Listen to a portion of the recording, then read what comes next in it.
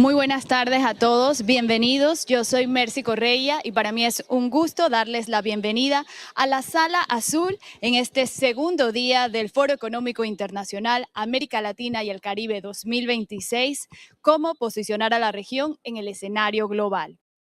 In a global scenario. This is an event initiated by CAF, Development Bank of Latam, and with the support of the Panama government. I would like to mention that our event it's streamed in 3 languages and we have simultaneous translation.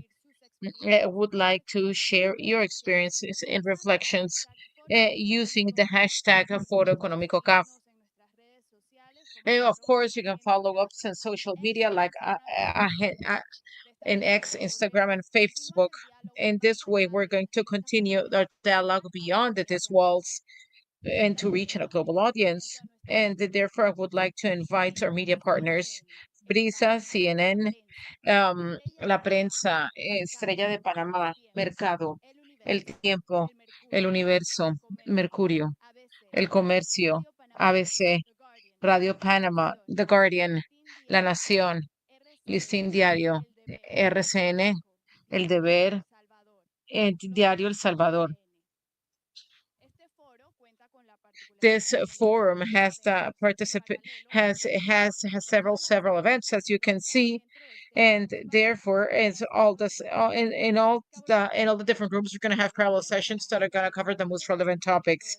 And when we talk about the development agenda and the development growth agenda of the region, the first talk it's going to talk open sky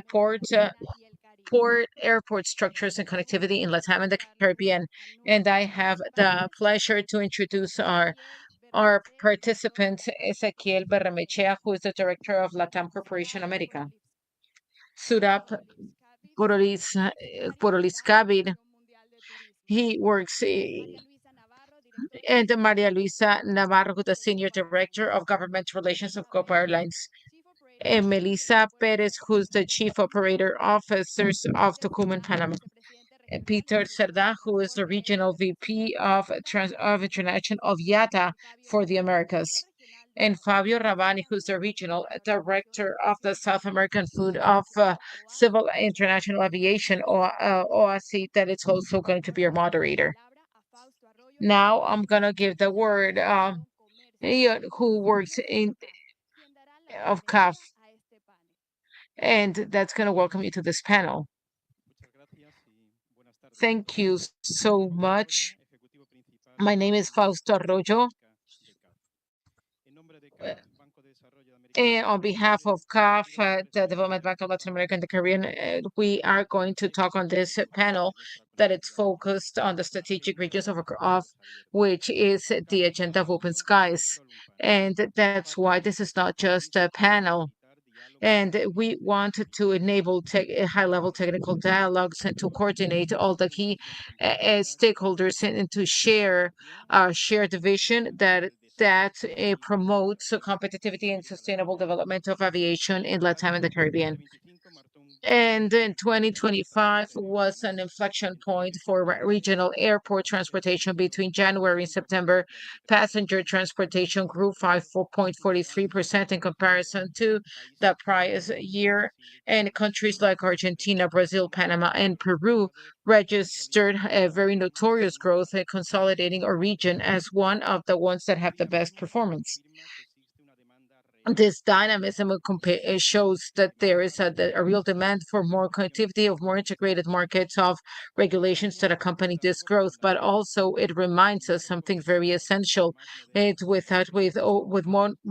more modern, convergent, and functional open skies frameworks. The potential is going to be limited. There's going to be limitations in interoperability and coordination of operators in the airspace management and regulations to overcome them request dialogue, technical operation, and a common pathway. This is where CAF plays a central role with my institution that enables this meeting. Our purpose is to create a neutral, technical, and constructive space where the governments and international organisms and stakeholders in the private sectors can exchange perspectives and to build practical solutions. From CAF, we promote this agenda through the program Latin America American and the Caribbean open skies that combine technical assistance, funding, and also institutional strengthening to be able to turn priorities in very foreseeable projects. We have already doing it in El Salvador, Ecuador. And nowadays, we wanted to move forward in three key questions. And first, and what real opportunities does this open for? And second question, what the capabilities need to be strengthened to implement open skies agreements in a very sustainable manner. And number three, how do we transform air connectivity in competitiveness, productivity, and also the development for our people? I would like to thank you for the participation of our guests. Many of them are friends and are probably going to be there more in the future and allies. And now I'm going to give the word to Fabio Rabani, who is the director of the South American region of ICAO, that it's going to have a dialogue with her panelists. Thank you. Thank you all.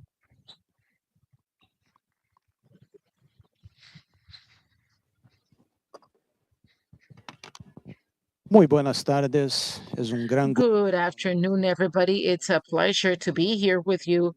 And therefore, I would like to tell you the opportunity set up by CAF and to be able to share what's the vision of the sector with a panel that has representatives from our aeronautical sector in the region and that are going to help us to give us the clarity about what are the main gaps of open sky and therefore how can this be implemented and to be sustained in time as Alfonso was saying. And therefore look at the slides.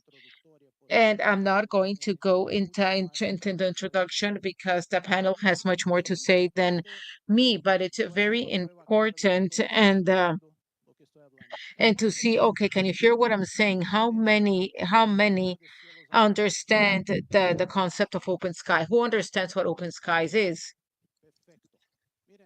Okay, great. And okay, the open sky has many things. We can see that the interpretation of open skies for one country is different than for the other. Oh, okay, we can see that where we can say that they allow the operator or they allow the operations of what and this we can see what types of markets they can operate on. And this in a certain way represents a liberalization or something that and therefore that's why open sky, the degree of this freedom to be able to allow the operations of one operator in the other, it's understood as open skies. And therefore we can see how much if, and therefore and that this also bring clauses regarding operation and property.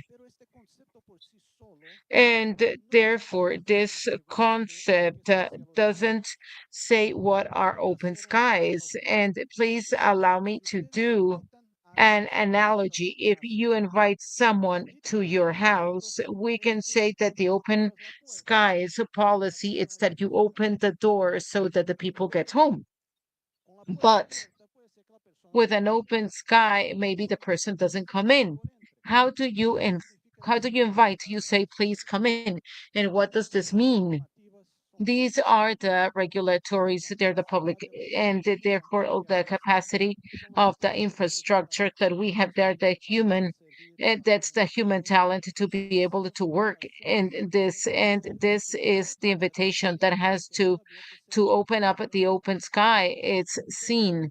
It's implemented, but we don't want just for the visit to stay, to come in, but stay. And that's when we invite them to dinner. When we invite them for dinner to stay long, so that they can dialogue together. This is just the elements that sustain the capacity of the sector or and that's why governance comes in the stability of the policy, the construction, all of these are elements and that this is an expensive that takes time that takes time for consolidation.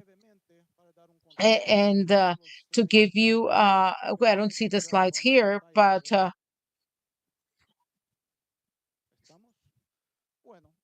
La oportunidad hablaremos if we have the opportunity, we're going to talk about with the slides. It's very important to highlight that in the last 21, 22 years, aviation in Latin America and the Caribbean grew from 70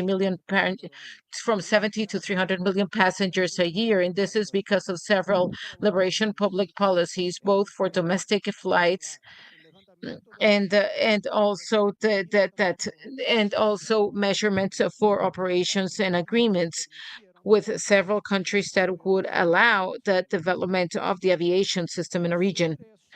And to build this takes time. And what we have seen is that despite we still have we are very restricted in what it's called aerial transportation in Latin America and in the Caribbean. We have an index that it's passengers per inhabitant, which is from point 0.47 inhabitants. However, in much more developed markets, we have an index that surpasses the 2 passengers per inhabitant. 2.5. That's why there is a significant margin for growth. And besides that, we have the possibility to increase the competitivity. We can see that studies that were done by Alta nos allow us to see that there are several aspects, both in the rates, in the infrastructure, and also a lot of agreements that allow that our countries would be developed furthermore.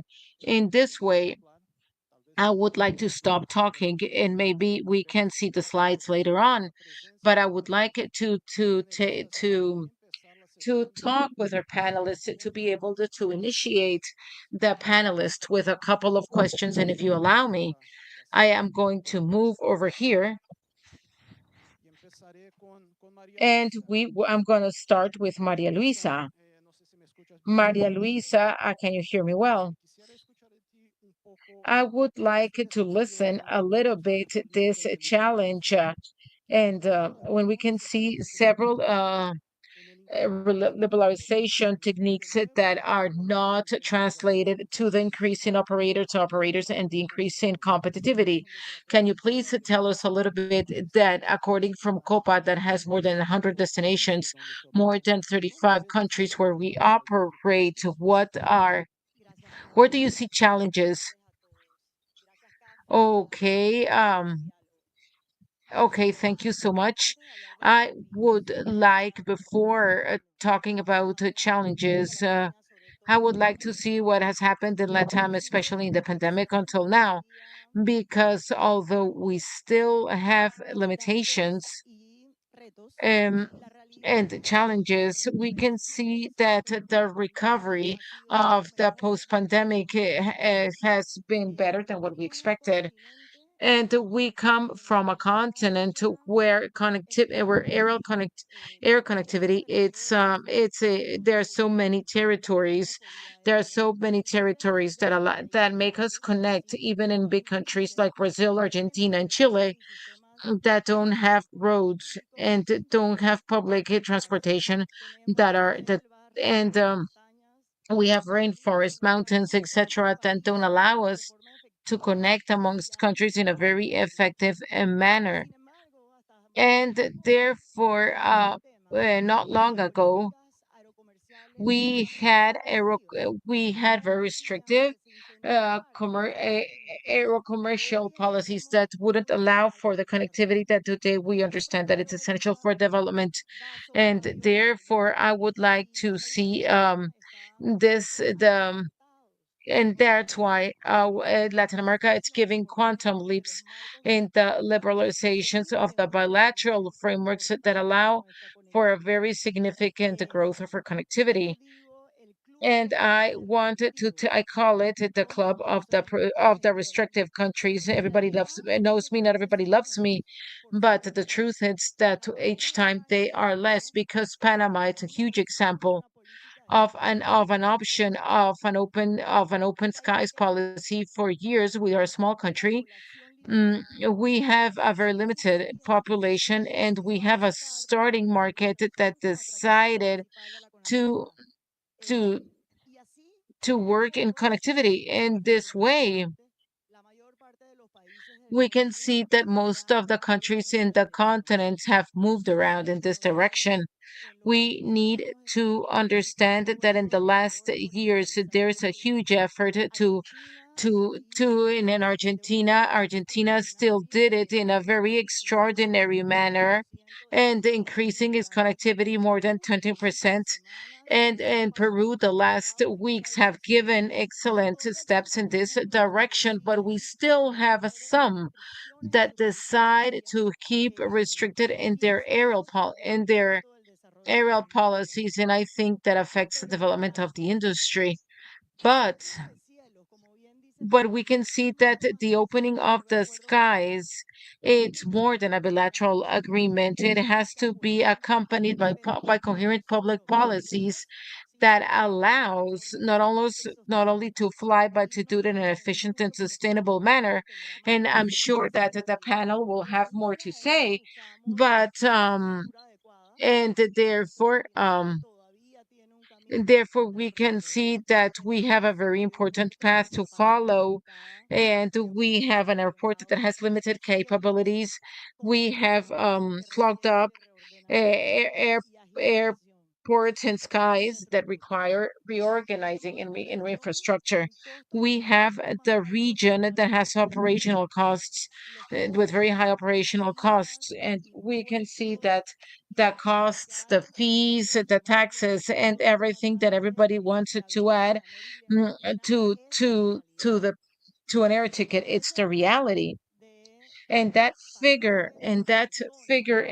number of ticket per person, it's just a very direct reflection of the cost of the ticket. The cost of the ticket, and Peter will talk about this. It's this is the additional costs that it goes beyond, and therefore we can see that costs are very important to talk about open skies. It's legal security, and this will allow a foreseeability of what we are going to see when we plan, but not to plan in such an immature market. We have initiatives and that not only that they don't promote connectivity in aviations, but what they do is they set initial barriers to the growth of this sector. Thank you so much. Thank you so much, Maria Luisa. And I would like you to talk about this last point regarding the predictability and how the legal security should ensure the development of aviation has encourages the growth of the sector. And I would like to ask Peter that with his experience and the work that he's done in the different countries, and this has been a very recurring topic since we talked with the president yesterday, because the idea is to work with this government and predictability. What's this it?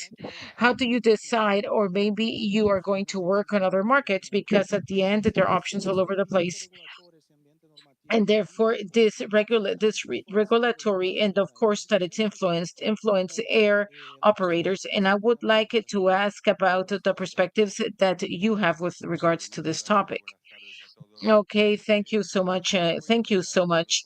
I am going to start with from the positive perspective, because I do believe that we are in a region that we are in the best moment of of airport transportation to be able to change the lives of our citizens, and to be like a very strategic partner for our states in the region. If we see in the last decade, the connectivity in the region has increased to 19%. We can see that there are 40 million passengers that traveled during that time, and we also see the connectivity of new pathways. 2025, 2024, 2025, we grew 18%, more than any other region. And therefore, what we do is we have new destinations that didn't grow and that exist today.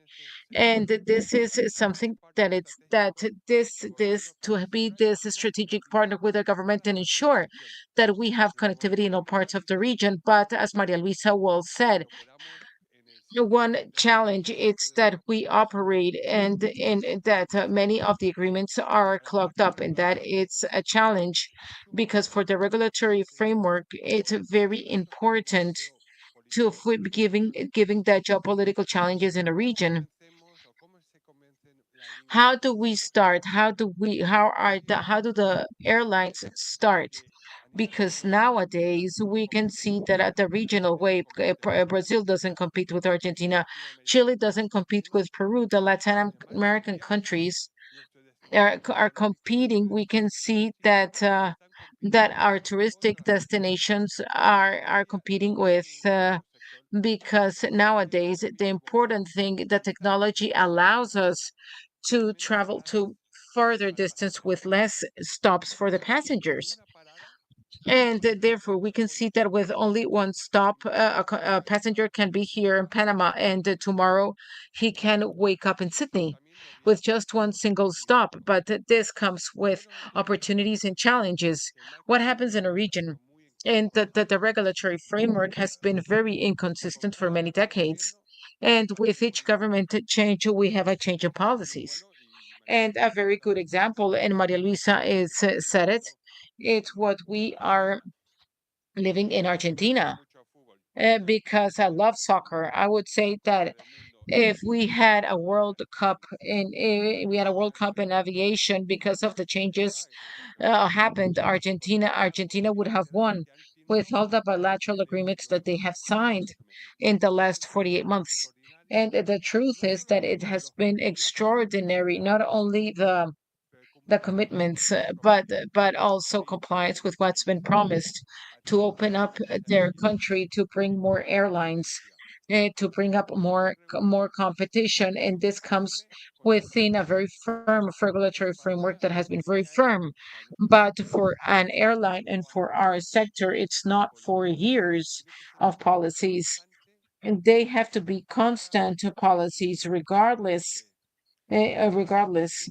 because when we have a government change in the policies changes, this brings a lot of concern for our sectors, and especially a sector that where we can see that we have supply chain issues, and each airplane, it's a very important asset where the airline has to decide where it's going to give me more profitability with the higher level of trust. And that's why when we see countries like Ecuador, like Argentina, what Peru is doing, and that they implement measures to be able to open up a market, that competition comes in at the end. Who is going to be benefited the most? It's the consumer, and especially the citizens of this country. And we have to think of and remember something, that connectivity doesn't mean just transporting passengers in our region. Cargo transportation is extremely important. The more capacities we have, more can we export and import. Let's think a country like Ecuador and Colombia. And when they grow flowers, 98% of that flowers it's exported through the air out of a region. We can see that 99% it's all over the world. That's why we need a regulatory framework that gives it trust so that the airlines expand and grow. And therefore, we have governments that are working in a transparent and aligned manner. Thank you, Peters. Thank you so much. And and it was, you can say we have the market share of and the and and we have challenges because But not only do we have air passenger transportations, but how do we prepare for such an important segment that it's a air cargo in here? We have the perspective who needs to prepare the system to receive those operations. And I wanted to welcome Felicia so that she can share the vision that and therefore that it's transported in the cargo of airplanes, and we have the infrastructure and the availability and also the parking areas and everything that it's associated to cargo processing, to border control services that allows us to have a very efficient operation in that segment as well. And that's a huge challenge operationally in prioritization of those services. And you heard a little bit about the experience and the information that Felisa has to compare regarding the challenge and the development of air cargo in our countries and in our airports.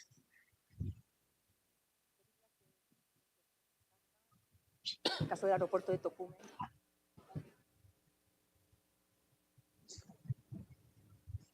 ¿Y ahora?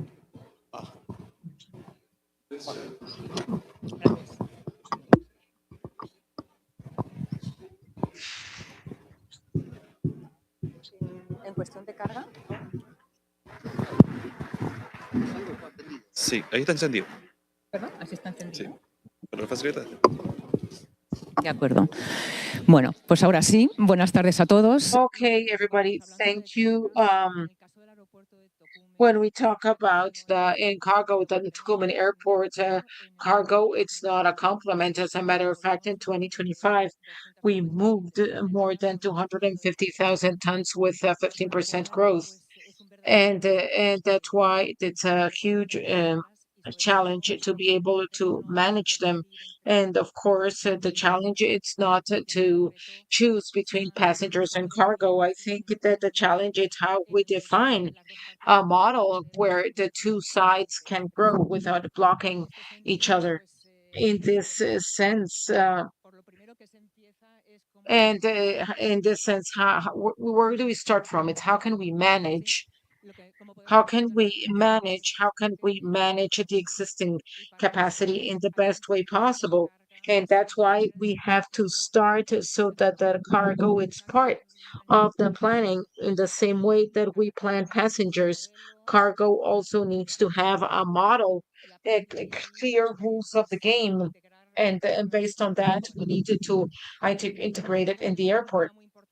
And it's something that very important when we talk about cargo and passengers. It's basically the operational windows, the operational windows where there can be more friction, because usually in the case of Panama, and different to other airports, because we can see that most of the cargo comes through cargo.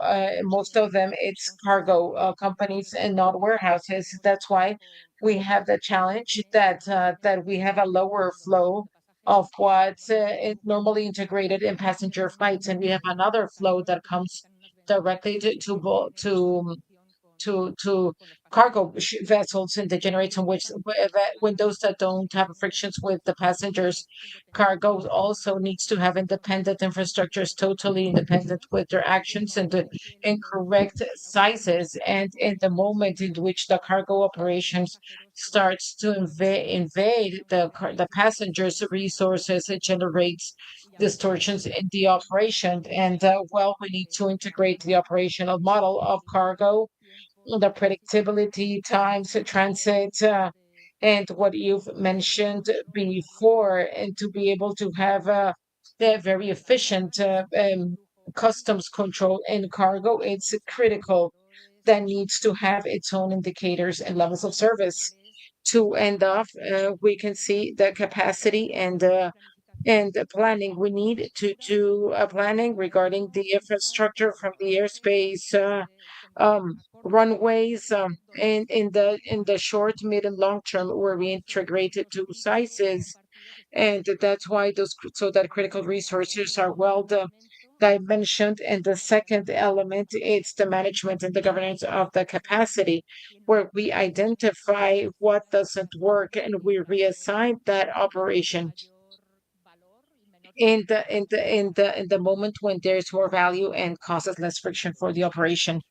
Okay, a very comprehensive planning of how the operations are done is essential in this process. And also from the airport perspective, we talk both about the benefits that it generates for the operators, for the air carriers. Okay, this we can see the open skies policies, but also we need to talk about the airports, not only the challenges and of course, and the benefit, it's always the increase in incomes and operators, yes, but we have more than that. And of course, along with that, we have all the challenges. And I would like to ask Ezequiel to give us the perspective of this balance between the benefits, but also the challenges when we have an open skies policy. Regarding and the reality that we have in most of our countries, that the airports are being operated, that the big operators can be are operated under concession contracts. So Ezequiel,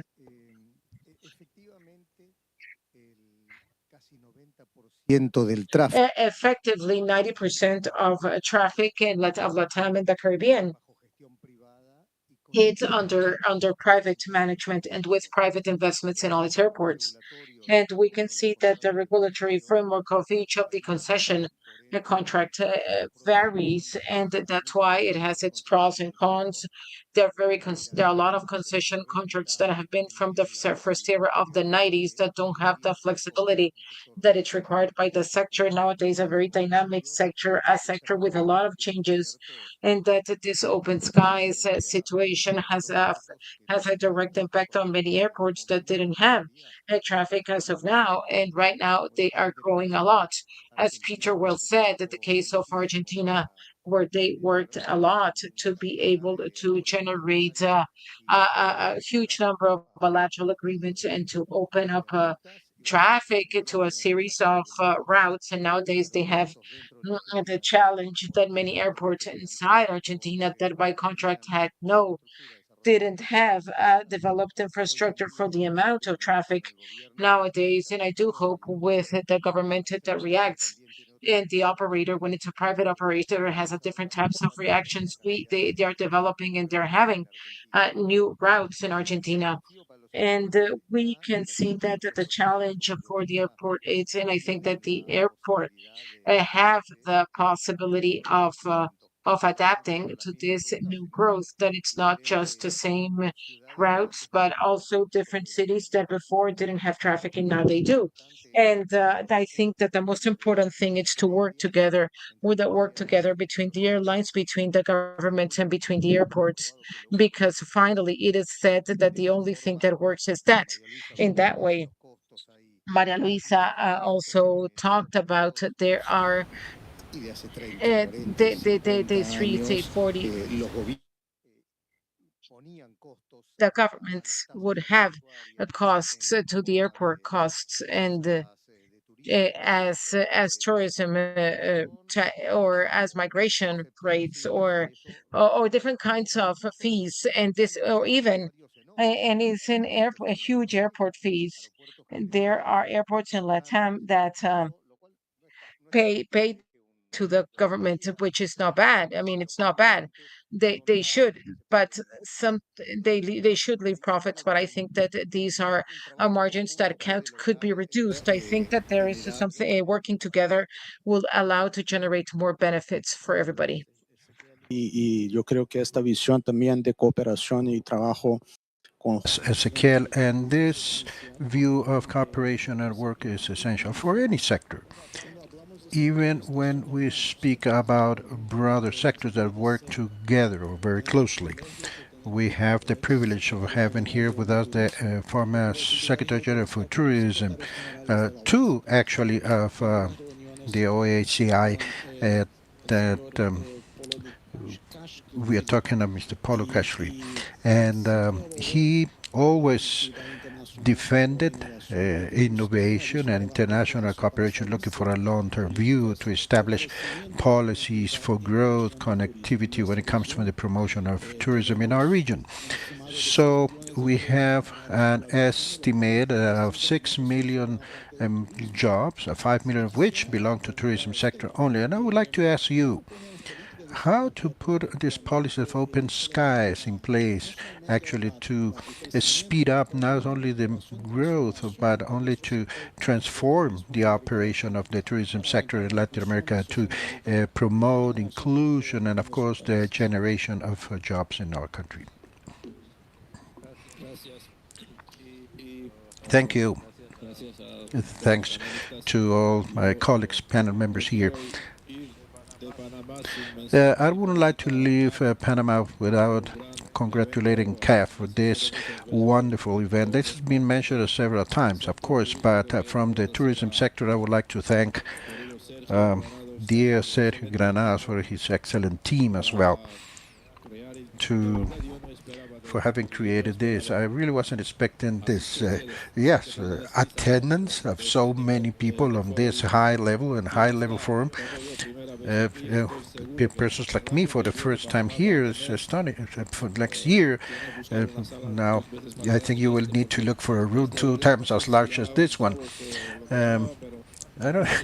It was called Mini Davos, but I congratulate Panama for this great success the past 2 days, and of course, that is going to bring other results for this country at tourism level. So many thanks, Fabio, for your presentation. You were saying, you were talking about multilateralism, which of course is important for the tourism sector. Tourism moves not only persons but culture, and that's the best ambassador for any country, really. So when I start working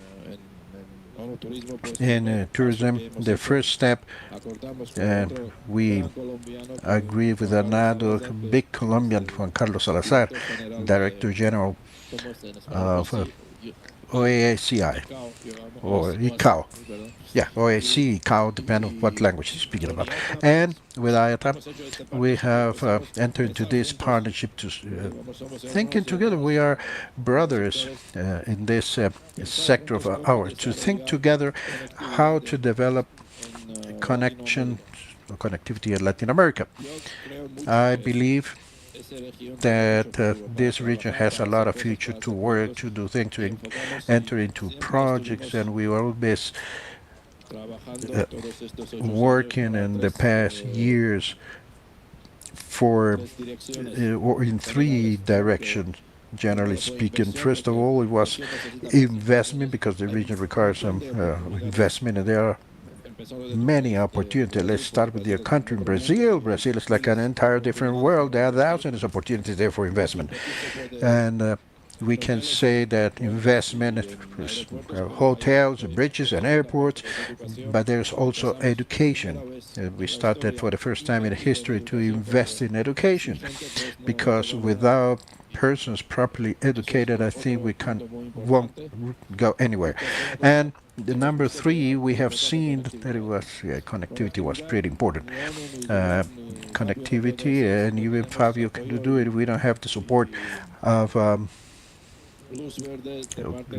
green light and part of governments, because it depends, of course, a lot from government for the private sectors as well, but no individual can do that by itself. So I'm pretty happy, because I see that there are more and more leaders that are mention, putting top priority tourism as sector. Is not only hotels and airports, much more than that. So I think that there's a lot of future, many opportunities across the region. Brazil, once more, I must say, received about 3 to 4 million tourists in the past, but now you are close to 9 million, because of course that means that you are a nation pretty well diversified to receive 9 million visitors. But without planes and connectivity, of course, it's impossible to reach those figures. But we have also the topic of prices and costs and rates. the same price to travel to New York or even larger distances, and well, probably it has open skies, but in terms of prices, when it comes to open skies, it's pretty important. And this sector requires of more airlines. I think that there is a deficit in production aircraft, because in the other parts of the world, they are ordering over 300 aircraft for the next 4 to 5 years. And there's a long queue, but that is also important, something that we need to think about. But there are solutions, as always. Perhaps if you can comment, just give us one example of what is different from countries that manage to transform connectivity or transform tourism through air connectivity. One example that was successful, or perhaps one that was not that successful. We are approaching the end of this panel. Yeah, not because of Panama. I think Panama is a good example. Anyway, for a case of success, another one is Doha, another one could be Dubai. But in this part of the world, Panama, it's one of those spots, as Maria Luisa was saying before, yeah, nation, a country that is relatively small in comparison to some of neighbors. And if you want to travel to a city from Madrid, first of all, in your digital platforms or airlines, Panama is first, pop-ups as first. It's something that, of course, was not achieved in a day. It's the result of huge investments. Everybody knows that.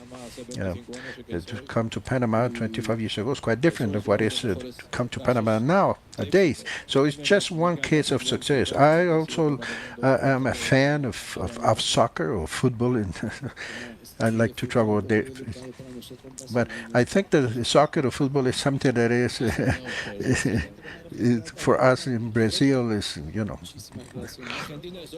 Yes, Argentina is another good example where more things can be done. Yeah, as in Brazil, in Argentina as well. And India, and we compare today, India is building 45 new airports. We're considering the size of India, and has 4 times the population, and the diversity that Brazil has, of course, is also. But I have no doubt that in some 40 years or less, you may have up to 20, 25 new airports. That, of course, multiplies the number of visitors. Now, without talking about culture, music, or soccer, or football, I don't want to touch that last. Not only in Brazil, but across the region. I know football is sensitive, but just to say the numbers will grow, at least 10% per year they grow with.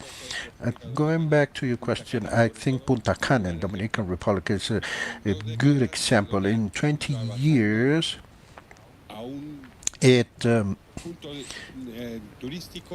reach tourism rate world class, but it was done hand in hand with the government tourism sector, the city, and industry.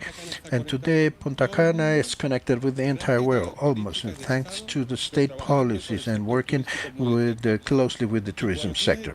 And what you have as a partner on the other side, what happened in Argentina, for instance, that they signed a bilateral agreement of open skies, the traffic of Argentina to Punta Cana increased by 155% in just 1 year. In 1 year. And that shows you the result of good policies, good collaboration, and of course, having the right infrastructure to admit that growth. Yeah, Peter, thank you. Dominican Republic receives 10 million visitors, same as Brazil, and the population of the Dominican Republic is just 12 or 13 million. And Peter and myself working a lot with, and everybody knows about my relationship with the government there, but it's, yes, another case of success. And next year we will have the venue of tourism, United Nations there. And I don't want to forget a big partner of CAC that was missing here. One ingredient missing. Yes. Yes, that is quite important to have the view, the plan, and the investment, but also the integration with other economic sectors. Now, talking more about the solution side, and Peter's comments were quite important. But what else can we do? Because this is an integrated sector, and you, the ones that know the differences in terms of norms, regulations, you need to accommodate your operations to the reality, and not only the technical side, but also the rights of passengers. For instance, the challenge is terrible. What kind of harmonization could contribute to a consensus like that? What is necessary to do to reach that degree of harmonization that is expected? Well, I don't know, Fabio, if the challenge of yeah, those who are here today understand the level of complexity of the airline industry, aviation industry. The most regulated industry in the world, chances are, is the aviation. Not only regulated in terms of operational and technical aspects, that of course safeguard the security and safety of aircraft in the sky, but it is an industry that by mere nature is transnational. So we are subject to fiscal, administrative, and so forth, coming from all countries where we operate. And of course, you need to add terrible levels of complexity to any decision that we need to make.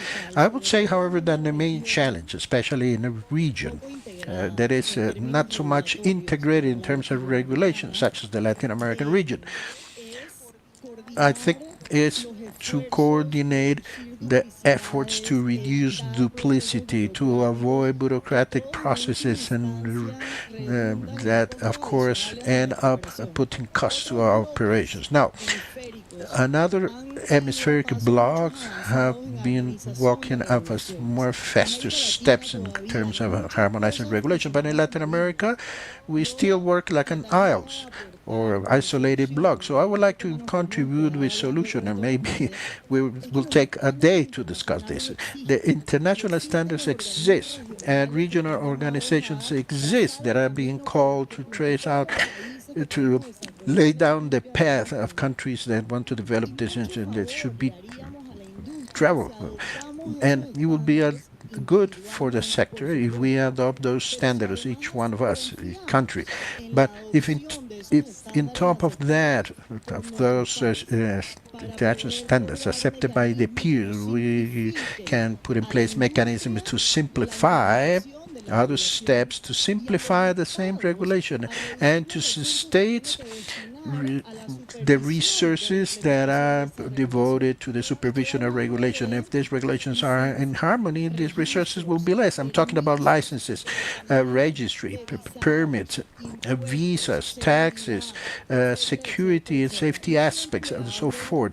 I always talk to my peers in other countries about what the industry should look for, and that is how to regulate better, not to how to regulate more, because we have a tendency as Latin Americans, one, to do everything as we wish in our way. And we think if we do more, we add in more value. But really, what we are achieving with that is to add more entry barriers. That, of course, avoids the implementation of the open skies policy.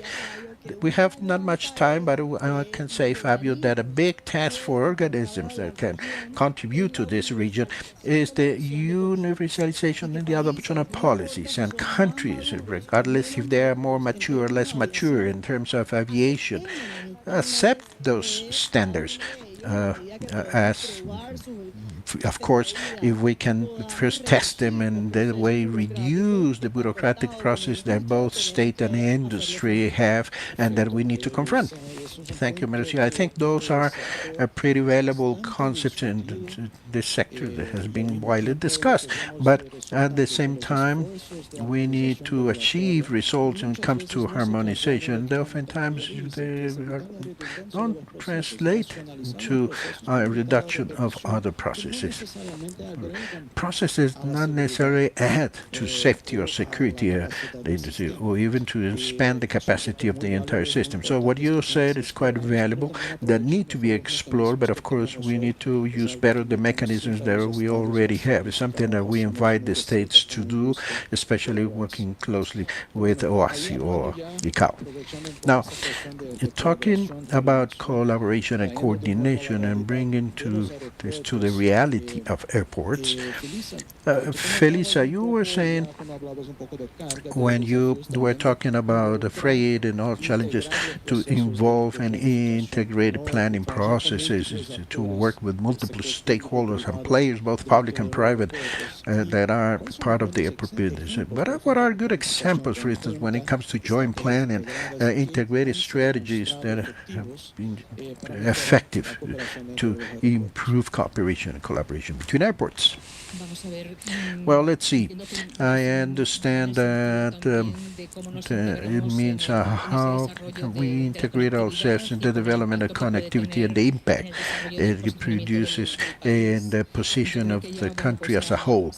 I think we have spoken here about the effect of open skies, the immediate impact it had, but for instance, in Punta Cana. But there are other examples. Before Punta Cana, the case of Barcelona, for instance, the route committee exists since 2005, and there are working tables where there is a joint work between city, state, and other players. It's actually a kind of joint agenda, shared agenda, and since they started to work together, today they have about 50 international destinations with a pretty important expansion towards Asia and North America. What I can say is that when it comes to Latin America, there is a lot of collaboration in between airports and institutions. But at the same time, I think that is something that is more of a structure, without, of course, generalize it. But we see special situations, and we need to undertake that when to leap to achieve a good coordination between institutions that becomes formal, and something that we need to reinforce through meetings and forums with clear objectives for development, for the market development and positioning, and countries have, let's say, a shared agenda in respect to airports. As for airports alone, I see that oftentimes it's necessary to reinforce more development, route development teams that is going to support connectivity, of course, is seen as a commercial function when it should be under a vision of economic development and integrate that approach with the rest of the institutions. There are good examples on how airports have technified teams with good budget, clear agendas, and development objectives. And I think that's the direction we should walk. Perfect. A short time ago, we were talking, Felicia, about the planning and working with the environments that surround the airports, part of that planning, and how our ports have been growing and growing. So, yes, in respect to the previous question, however, planning is important. But we need to foresee all our developments well ahead and to have tools that protect the airports. That is to say that we have space to grow, of course, but of course guarantees of operation before populations that live in the surrounding the airport. Excellent. And we're speaking a lot about the importance of aviation connectivity and also for social economic development. And we often forget concrete cases, and I take the opportunity of the experience Ezequiel has with all airports and has observed some countries that have taken measures. So what is the impact of growth and opportunity generated by aviation? Ezequiel, perhaps if you can share with us a little experience of what you have seen in the course of the past years. Yes. Well, concrete numbers, what I think is important. Yeah, open skies. The example of Argentina, for instance, during the first months, all agreements were implemented. I think 270 times. Yeah, new weekly operation. That's a wonderful figure for Argentina, and not all of them in Aeroparque or Ezeiza, but there were all the other protagonists in Cordoba, Mendoza, Rosario, Tucumán, Salta airports that we never imagined, but they had that possibility of going to new routes. So 270 new routes in a short period of time. Ecuador is heading in a good direction. We were last week meeting. There's somebody from Ecuador here, and the government explained to us everything in respect to regulations, so that airlines have for the first time possibilities and freedoms to fly, even within the country. So Ecuador is walking in that direction, and surely other countries in Latin America as well. But Latin America has in front of it, when we calculate, for instance, from the World Airport Association, the billions of dollars that we require in the course of the next few years to build, to refurbish, to update airports is incredible. CAF there has an important role to play. In Latin America is going to grow a lot, and ICAO as well. A lot of support will be required for that effort, a coordinated effort. So there's a lot to be done. Well, many thanks, Ezequiel. Our time is over. We received the signal that the panel is ending. I would like to finish without asking you a short message, 15 seconds, about opportunities and availability that there is to support growth and liberalization of our air transport sector. Perhaps you want to say something. Mi palabra va a ser muy corta. Gracias a CAF por transformación socioeconómica a través de turismo.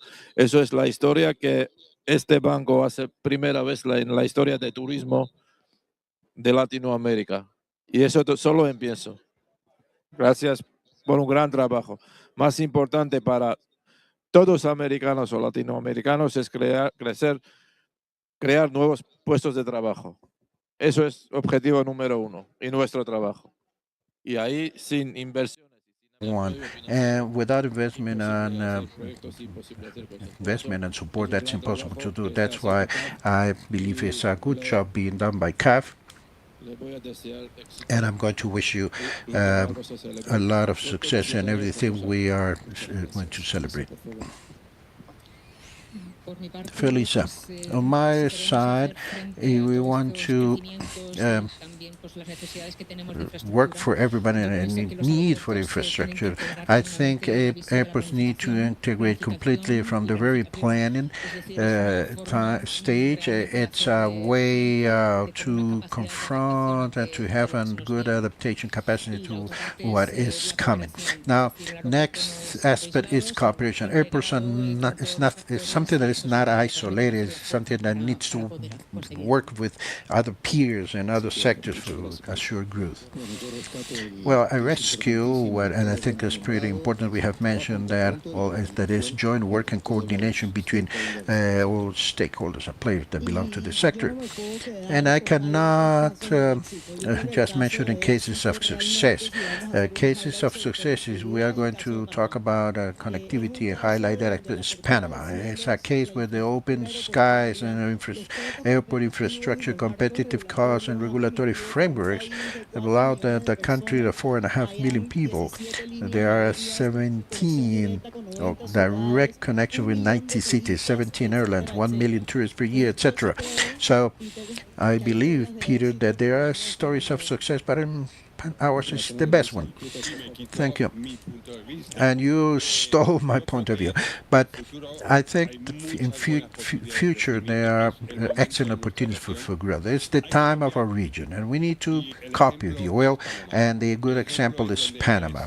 That is where the state is working closely with the private sector in a transparent manner, properly aligned, and it doesn't matter who is really empowered. I think the mission and vision and the strategy continues to be the same endlessly. So that's stopping. Well, many thanks, Peter. I think the message is clear.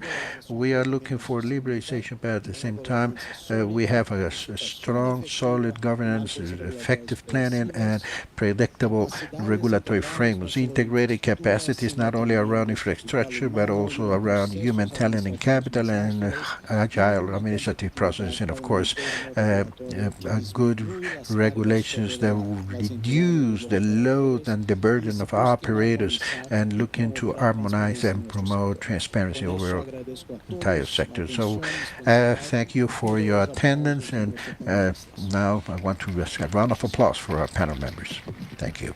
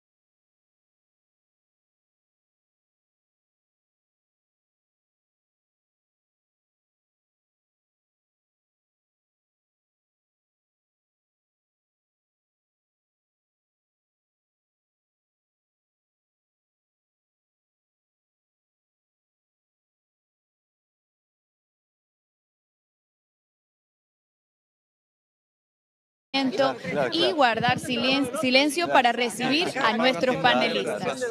Claro. Ahí estaban ahí mismo y no se oían.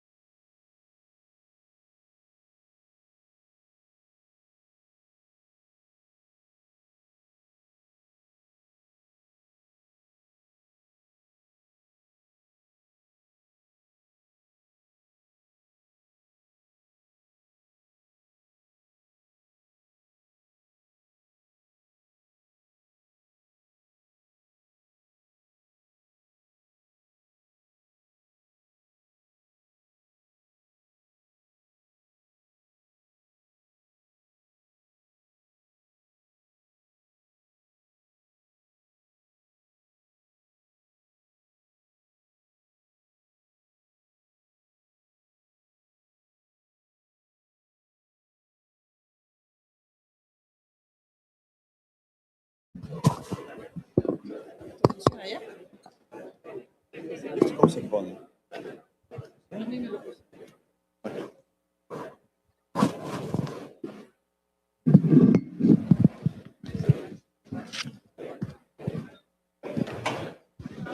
Continuamos con el siguiente. We are going to continue with the next panel of the day, and we are going to welcome our panelists. Juan Carlos Vega, the Ministry of Farming and Farming and Fishing of Ecuador, Muhammad Ibrahim, the General Manager of ICA, and Rocio Mestina Bolivar, who is the Regional Director for Latam and the Caribbean of FIDA, and Gonzalo Uriarte, who is the President of AVE Chile, and Rene Orellana, who is the General Director and Regional Representative of FAO for Latin America and the Caribbean, that it's going to be our moderator. And now I'm going to give the floor to Ignacio Lorenzo, who's the Director of Technical Advisory and on Climate and CAF, that is going to introduce the panel.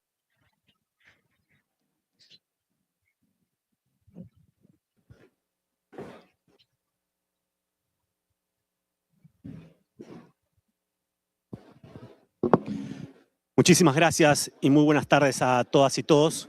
Un enorme. Thank you, everybody. It's a pleasure to be here.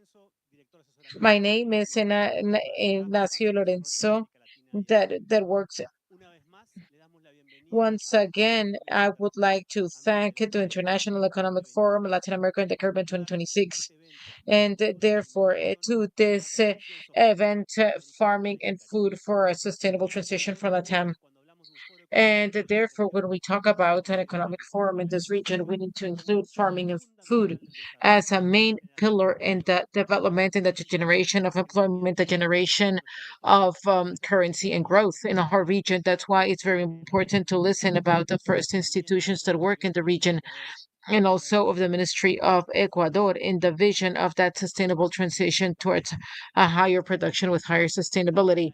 From CAF, we have introduced our new farming prosperity strategy, or 2030, that includes $8,000 million for that year, which means that CAF is going to duplicate in the next 5 years the funding level for the sector and what they've done in the last 15 years. This is doing this both in the primary production as well as on the chain value, and also through different financial tools, as traditional loans to the sovereign sector, but also with financial innovation, including the sovereign and sub-sovereign, and also diverse instrumental tools as the credit lines. And having said this, and also to invite Rene Orellana, who's the General Subdirector, the Regional Representation of FAO in Latin America and the Caribbean, that it's going to be a moderator this afternoon. Welcome. Good morning. Good afternoon, sorry.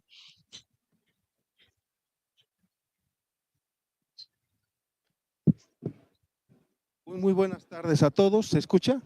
¿Se escucha? Perfecto, perfecto. Muy buenas tardes a todos. Tengo el Okay, good afternoon, everybody. I have the honor of being part of this team that it's going to be able to let you know a group of criteria that it's basically the mobilization and the scaling of finance to be able to transform the agro farming. This is a group of experts that are specialists in the financial sector, but also in state management. I would like to initiate with some considerations that are very important to identify the idea that that all the producers, especially the MIPYMEs, don't have access to formal credit, and also funding for investments in the farming elements. And we can see that 41% of the SMEs have limitation of access to credit. All the big companies, almost 70% of companies have a better access, have better conditions, and some of the restrictions, so let's call them limitations, that are part of these contests are associated to informality, and they are associated to to land titles, and also to the lack of clarity to access to be able and also the lack of a credit history of small producers.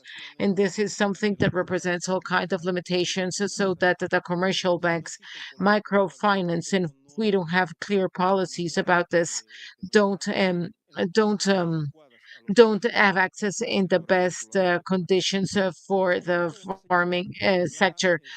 And also, we need to talk about the relevance of of having a technological, scientific, and technical to all the funding process for the small producers, and also the productive change. And it means many of the we talk about FAO. FAO has something very specific. It's that it's a knowledge institution. They work in the development of products for the. It's also associated to the private and public sector, and they also innovate along with the stakeholders and along with the national and local governments, productive products that are adaptable to the territorial to the territory of the associated producers. And we can see that this talks about the possibilities of development, portfolio investments, and also with agro food that included transformation, logistic transformation, and commercialization. It's very important in this focus to have the association of different stakeholders, including siting technology, in which a FAO participates, a very smart combination of financial tools that would allow us to have all kinds of resources, public resources with private capital, more to mobilize all the financial actors that take to the small producer. We can see the risk management. It's something that it's very complex, and not they talk about climate risk. It's also associated to the price, to the markets, but also to health risk. And this is when we talk about guarantees, funds, response mechanisms that are part of the topics that we need to cover from the financial perspective. And that the idea is to have a focus to set a financial offers and also financial mechanisms that can be adapted territorially, and that they consider the reality of the small producers, the reality of their ecosystem, and that based on that, they accompany them with funding, with extensions, with technical support on the field, and with a transformation vision that it's focused on resilience and to risk management and adaptation to climate change. Please allow me. And therefore, allow me to make the questions to oral panelists, and therefore we're going to have from 1 to 4 minutes per panelist, and we're going to ask with the first question, which is for the Minister Juan Carlos Vega, and also to the General Director of IGAD, Muhammad Ibrahim. And the question is from based on what specific experiences in Latin America and the Caribbean can you, or do you believe that we can increase the farming productivity, considering and also the relationship with climate change, biodiversity, and also the environmental management of the sector? And we're going to talk. Please allow me, Minister. Thank you so much, Kafa, for the invitation to this wonderful panel that I think that has been the event in Latin America last year as the Economy and Finance Ministry, nowadays as the farming and the fishing, forestry, and cattle farming. With regards to your question, I think that we have developed so many technologies that go in the idea of improving biodiversity, to reduce production costs, is to improve the efficiency. And one of these that comes to mind, it's regenerative cattle farming, because regenerative cattle farming, we reduce the use of supplies and we increase the amount of animals per hectare, and that's why we increase income, and at the same time we wanted to improve the carbon fixation. We wanted to improve the biodiversity and in the soil, and we reduced the use of fertilizers, of pesticides, and all kinds of supplies. That's why the relevance of this type of the relevance of regional learnings, it's granted to be able to share to cooperation agencies here. We have the first, we have ICA, we have FAO, we have FIDA in this event, and we wanted to cooperate with the different public sector institutions. And in this way, as the person that executes, and therefore, and therefore, things that, and therefore, in different areas in the tropical regions with all the characteristics of each country and of each region. And I think that there are huge opportunities right now with all the new research and from the use of microorganisms, both to combat plagues and disease. We can talk about beneficial microorganisms, and also to improve the nutrition of the crops using this same microorganisms, into using smaller quantities of fertilizers and pesticides, but without sacrificing the productivity, the efficiency, and the economic sustainability, the one that it's going to sustain all the other sustainabilities long term, environmental, sustainable employment generation. Therefore, I do believe that we have huge opportunities to be able to combine these topics from the higher environmental efficiency, economic efficiency, and from a social efficiency, to move forward. And that, for me, it's the real long-term sustainability of our farming chains in Latam. Okay, Mohammed.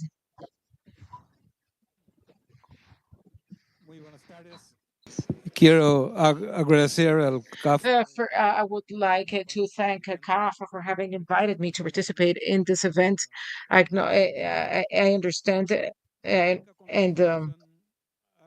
ICA has been encouraging a new production model that wants to reduce the negative external factors, the same one that was caused in the Green Revolution, that has had a lot of impact in the environment and biodiversity, and also the soil. The production models show very significant developments, where we can see that we have technologies, innovations, and we wanted to improve the efficiency, the productivity, the systems, and at the same time, they respond to the productivity, and they have social impacts.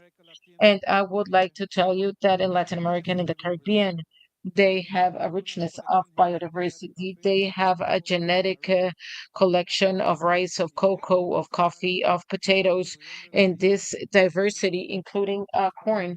The corn that we have will allow us to apply new innovations, or genomic selection, where we select elements that are much more productivity, that have better quality, higher resistance, and also they are much more efficient in the use of water, taking into account that the region it's suffering from a lot of stress, like the dry areas in Central America, as well as some areas in the southern area, therefore looking to become more efficient with regards to productivity.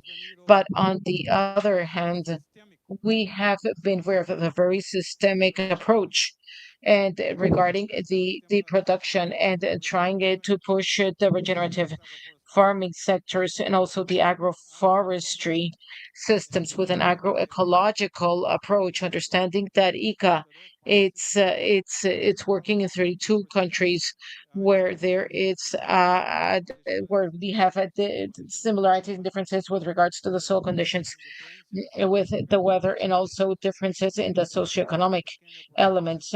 That's why we have small producers, and that's why we can offer scalable technologies. That's why we can see that the small producers are having a technological menu, a small technological menu. That's why we want to talk about the plan that Brazil has in its farming agriculture, where the Brazil's government buys 30-40% of what's been produced in family farming, and that's why it works at promoting the technology, the innovations that they're working with. I also want to say that ICA has been promoting precision farming, understanding that we need to have more efficiency with regards to water use to reduce the emissions and to increase the carbon capture and the preservation of biodiversity.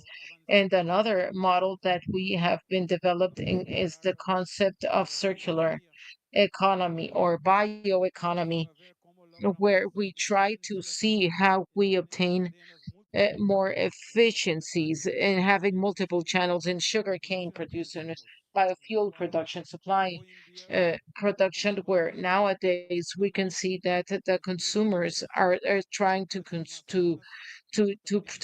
eat products that are more healthy, but also that have an environmental responsibility and also less use of pesticides and fertilizers. And ICA has been strengthening the regulations and also the topic of bioeconomy and biofertilizers and and biopesticides that that we have been working in technological innovations.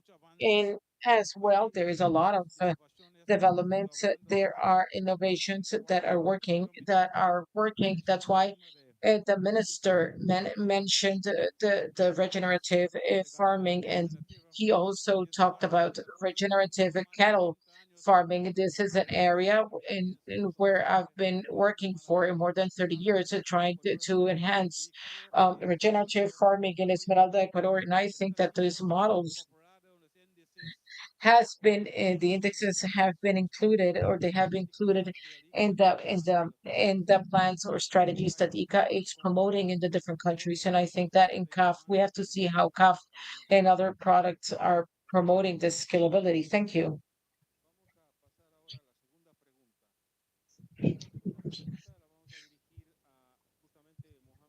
Okay, the second question is from Mohammed Ibrahim. It's also for the president of AVE Chile, Gonzalo Uriarte, and also Rocio Medina Bolivar. And okay, this is the question. It's what funding, what public funding combinations and also international cooperation combinations have proven to be more effective to create more institutional technological developments so that they promote sustainable and resilient farming methods and that generate benefits in the whole value chain. Rocio.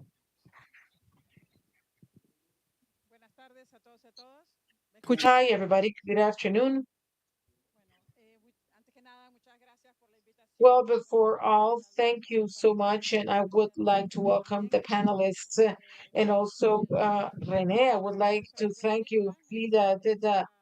It's it's eh, it's the only international institution that it's going to be that it's focused in working eradicating rural poverty and in supporting the small farmer. And we have been doing this for more than 15 years, and we've been working at a global level in more than 90 countries, and as well, and as LATAM. I do believe that taking in the region experience and also taking into account the question of the combinations, I think that one of the lessons learned in LATAM and the Caribbean, it's that the transformation of agro farming, it's not scalable with just one source of funding. And they therefore will require a combination of different funding sources that are duly coordinated and with international cooperation with the private sector, and where each of them and therefore I think that following giving our mandates, and we are able to fulfill the role of honest broker to be able to mobilize this support in an organized manner. And with no doubt, the private sector, it's the starting point. It's the one that defines the public policies, invests in services and public goods. It coordinates that the productive services and creates that the conditions for innovation to be possible. Without this leadership, the private sector is going to affect the region, and especially it's going to allow that investments are sustainable. A good example of a project that we support from FIDA in Peru, it's Avance Rural. I think that it's a very good example where the leadership of the public sector was central. And we can see that the state not only implemented a project, but also coordinated the productive services. It strengthened the organizations and the producers and created the conditions that were required so that there's a better insertion of the market. Because this is very important when we talk about not working just on production, but also how we can create a market access. And we also talk about all the value chain. In this case, the funding of FIDA complemented this public action with technical assistance, with productive innovation, and in a very clear manner, especially the financial inclusion at the territorial level. And based on this, obviously, the private sector was able to work in a much more structured way through cooperatives, through anchor companies, and that are much more stable, that allow that the farmers can have a more sustainable income and also mitigate the risks. Another example that could be mentioned in Brazil, and also the case of Brazil, in the case of the farming sector, that it's a very of a product that was in the semi-arid states of the eastern part of Brazil, where the different roles are very clear, and where the federal government led the public policy and defined the priorities at the territorial level, and the state governments have to have the execution and coordination capacities of the local groups. And the BNDES, that was the Public Development Bank that contributed to that scaling and that funding, the long-term funding, and that also offers sustainability. The civil society acted as a way to give knowledge, because this is not, it's not that to offer solutions, but to create, to build in a, and also the climate international cooperation, and the bank, as the case of CAF, they help in that transition. And they also, when they cover resilience, and I think that FIDA, it's a coordination role in its structures, and reducing risks and ensuring that and therefore and the more vulnerable. In the case of Brazil, we allowed that we think that it's going to be 1 million persons in the Brazilian scenarios, is that we if I had to say something to sum up, more than scaling, and this is a corporation architecture that it's well defined. We can see that we do this in the public sector comes with very clear regulations and long term, and this FIDA, as we mentioned, can help as as something that organizes all this.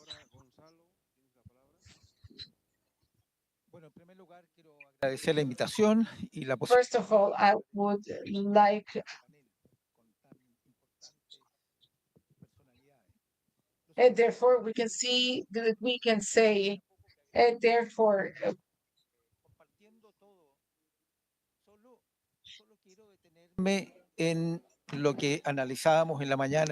this is what we analyzed, and it's that we're regarding a real paradox. And on the one hand, we have an agro food sector that represents 70% of the need in the region, and that generates more than a third of employment. And that's why they treat the farming sector in particular in a very marginal manner. That's why there's a paradox. How having a real potency in front of us, an economic potency, we can have we give it a lower value. And that's why the proper way, which is what you said, to be able to face this challenge, it's multiple. We can face it in a multiple ways, not in a single way. And I think that the best way is to seek a mixed architecture where, on the one hand, we can have public funding as well as private funding and international cooperation. That in any of these segments, we can have different kinds of uh, complementary goals. For example, in the public sector, be able to focus on risk and how to reduce risk, and how to look like to look, for example, guarantees, tools, or co-funding, so that that small producer can stand up and generate a minim as even although small but competitive offer. However, from the private, the sector, the focus has to be another one. The focus should be in the scale, the possibility of scaling the business, and also in efficiency, in that it's truly capable of producing, of trading in a very competitive manner.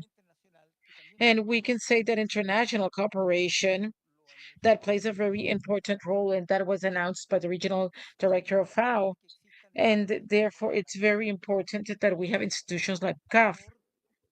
And therefore, the idea is to foster research, development, innovation projects that allows that the producer, that the small producer, that producer or farmer that has a non-banking family business that has a difficulty in accessing credit, they can do it through projects that have been funded that can be funded by multilateral funds, as well as this mixed developments can complement with different but complementary tools, and that they are adjusted to the productive reality, to the biological cycles, and finally to the seasonality of this activity. And I think that we can be to the social development and the social development of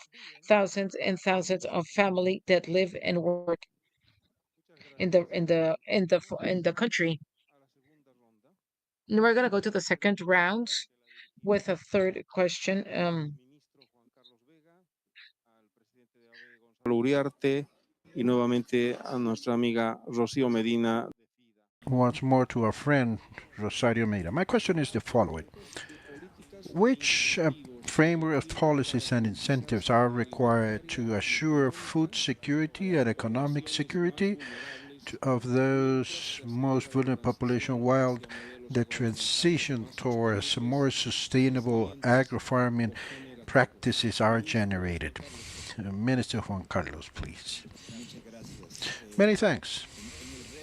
Now, within the challenge of modern agriculture to produce more food with less water and with less tools, that put us on top of the environmental restrictions. But obviously, a great risk mitigation is the development being done and the incorporation of farming insurance. I think the basic challenge comes to massify that. The use of them by small producers and has higher level of penetration. And in there, I believe that the role of the public authority of each country, where the schemes of subsidies go in to subsidize the premium of the farming insurance. So producers As soon as the market risk and climate risk materialize, they can understand the importance is in adopt this tool that the end will give them an assurance. And obviously, the more massive they are, they will be more financially sustainable. The big numbers that apply to insurance is something that allows to massify their use and therefore to diminish the premiums. And for me, that perhaps is the most important topic when it comes to the transition, especially when focused to the small producers, maybe through an insurance. First of all, to recover production costs and invest once more in a new cycle instead of sustaining a devastating loss if the insurance was not there. In that way, and on the other hand, that goes very much hand in hand with the sustainability of farming practices.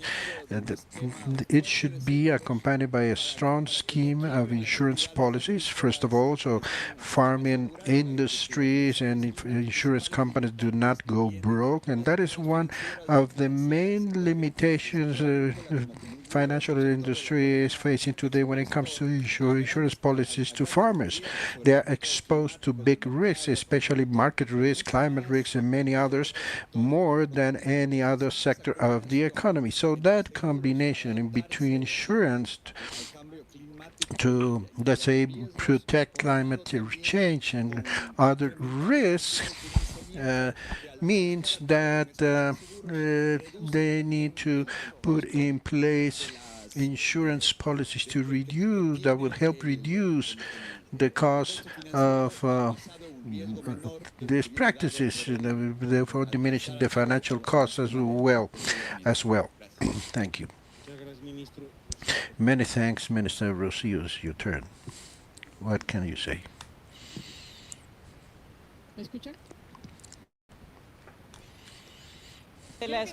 Well, I think that from the experience of the FIDA in the region, there is a clear message, and the minister also emphasized on that. It's not possible to speed up transition towards agribusiness that are sustainable if that put at risk the food security, nutrition, and of course income of the most vulnerable populations. Evidence shows that sustainability are feasible if they are built on strong, solid economic foundations where there are strong institution, public policies that are coherent as well. Obviously, that is the challenge. Early this morning, we were talking a quite interesting chat with the founder of the group AG, and they are promoting the use of the native potatoes. I mean, the organic stuff that has a strong nutrition component, using the autochthonous products, and in that way, we can have a good nutrition, and it is a topic that is very important for the entire region. I think it's worth highlighting 4 elements that I believe are key to walk towards that scheme. One is the topic of the public good and to have good decisions as a starting point.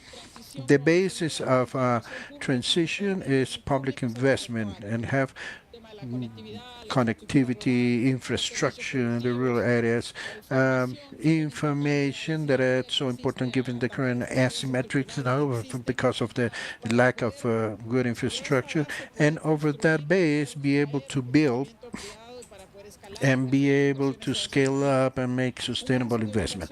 The case of investment that we were working on and design in Costa Rica with a project called C-Smart. It is a project that aligns policies, both public and other investment policies that consider the aspects of climate change. The project and the program was conceived with a focus on the country and not as an isolated pilot project. And the central axis is the strengthening of the cattle and agricultural ministry. state capabilities and productive decisions.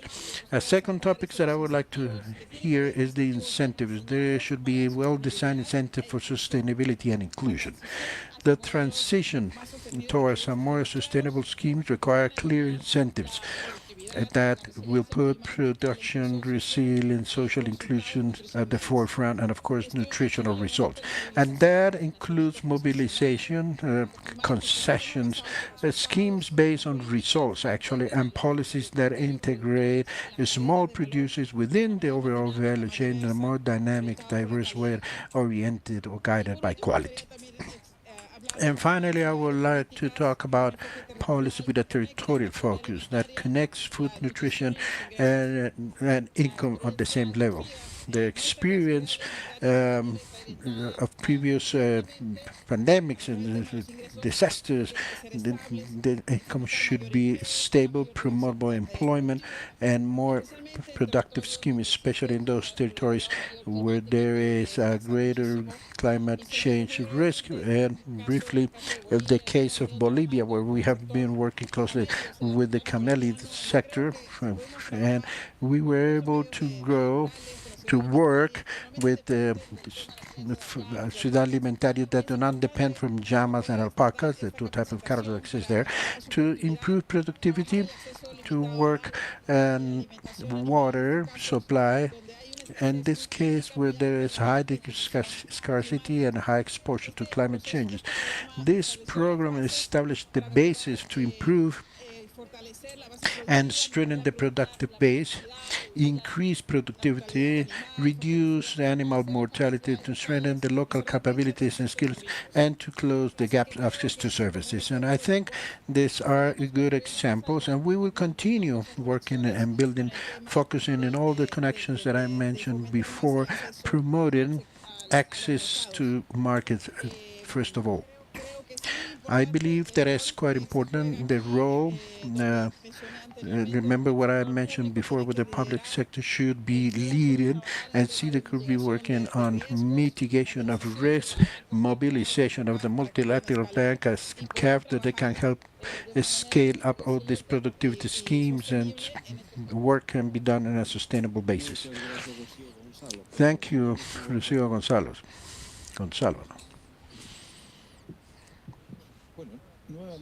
Well, once more, it's a difficult task to add something to what has been said already after special interventions. I think the big challenge here is to have a proper alignment. Economic incentives with social objectives and environmental objectives. This is easy to say, but we need to do it. And that presupposes, among other things, among other conditions that should exist, clear rules, stable regulatory frameworks that can provide legal certainty, that they should be objective, rational, predictable, and if it's going to be maybe yes, immediate and forever. That is what allows to unite public and private initiatives and work. Certainty. We are living in a world signaled by risk, not only climate risks. We heard by the regional director of FAO that is one component, but there are exchange risks. The different currencies used in the region, across the region, there are different types of currencies, and all of them poses a risk. The exchange risk is there. By the way, the coverage insurance policies for exchange rates will be excellent initiatives. And the exporting activity, agro-industry is important here as well. Climate risk, exchange rate risks, but also political risks, and tariffs or customs duties. That all pose a great risk, and we need to know how to manage them. But there are other types of risks, like the regulatory risk. The region, our region, is not free from this risk. And of course, that removes opportunities to producers. At the end, who is in the very last position of the chain, the one who produces, is exposed to a high risk, especially when it comes to the change. There's a change of operating rules. And to solve and overcome these challenges that we are trying to imagine, we need to produce a big, very professional approach. So, first of all, to leave aside ideology that oftentimes contaminate and hinder the possibility to have a good diagnosis. We need to use rigorous analysis with science, using innovation, all as inputs and not as threats. As we can, let's say, work and coincide in a way, in a form to confront with the funding and the financing of the agribusiness, I think if that is possible, we'll be making a very useful and important contribution. Many thanks to all panel members. I wanted to take note of your contributions. That's why I remain here in this position throughout. But let me summarize. We still have a couple of minutes before we close this panel, but I think it's worth highlighting concrete examples of projects that many of you have referred to. In the case of Ecuador, the minister mentioned the cattle, the improvement of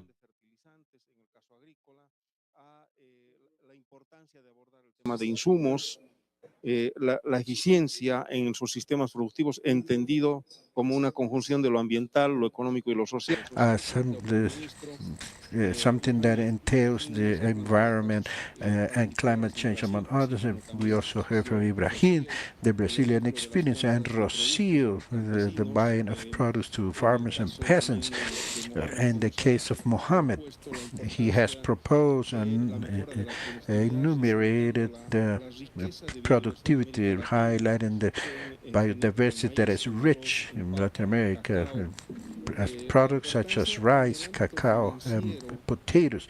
In the financial side, to consider the transformation of agribusiness, it's not going to happen with just one support from one institution, let's say the finances. We need the participation of the entire public sector. We need international cooperation as well. We need to have a protagonic participation of the private sector.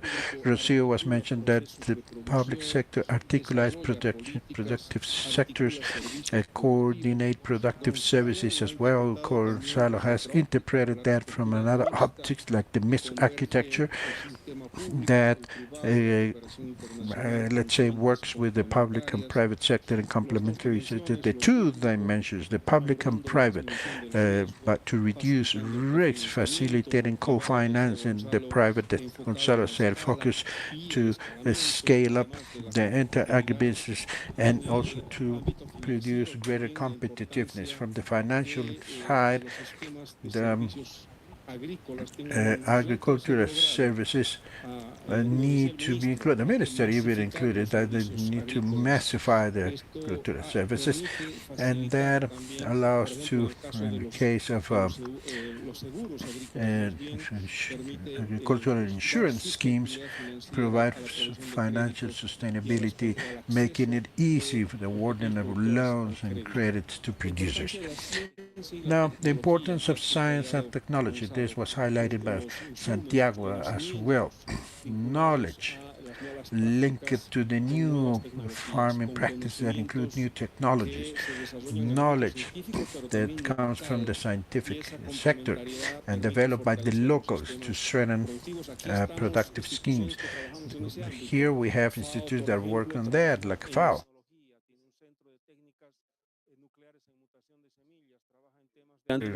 For seeds, the microbial schemes, issues regarding health affecting animals and vegetation, massification of production systems free from certain diseases, So all this caution given by science and technology is a function of the knowledge institute like FAO and ICA, and that's pretty important when it comes to the design of financial products. Not only coaching small producers, but entire financial institutions that are leading and advising first floor financial institutions as well, funneling resources from international cooperation and multilateral development bank as well as national development bank. So with all these contributions, and greet you all, and please continue with that conviction of supporting local productive systems.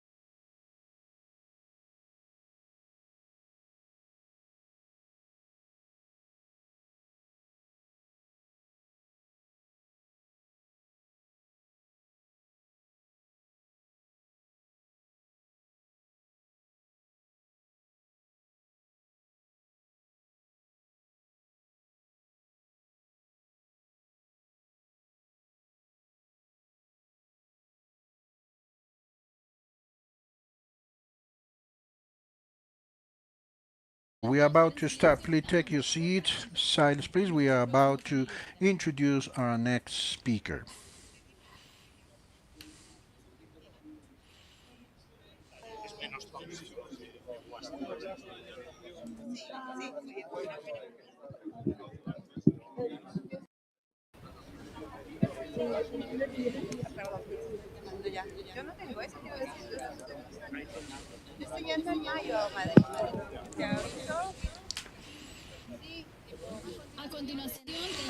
Now we have the panel Unlocking Growth in a Changing World and Latin American Agreement. Now, this panel will be moderated by Fernando Alvarez, Senior Economist of Research and Investigations of CAF, Social Economic of CAF, to whom we welcome. Hello, and good afternoon all. Welcome to the launching of our next project, Promoting Growth in Latin America in a Changing World. A book prepared by the Knowledge Management of CAF. Now, the idea today, main work about, is to tell you how we are going to organize the discussion. We'll be applying this session two blocks. First one, very short, Crisancho, knowledge manager, will be introducing the forces of the report. And then during a second phase, second part, we will have distinguished speakers that will be invited in due time to go deeper into the main aspects of expecting growth in the region. So because time is short, I'm going to invite Veronica right now so she can speak about this report.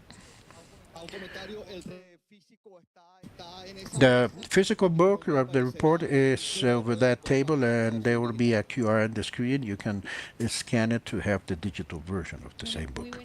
So good afternoon all, and thanks for being here with us during this launch of our report, Unlocking Growth in a Changed World. That's the English title. It's also in English, Spanish, and Portuguese. You can download it in the language you wish.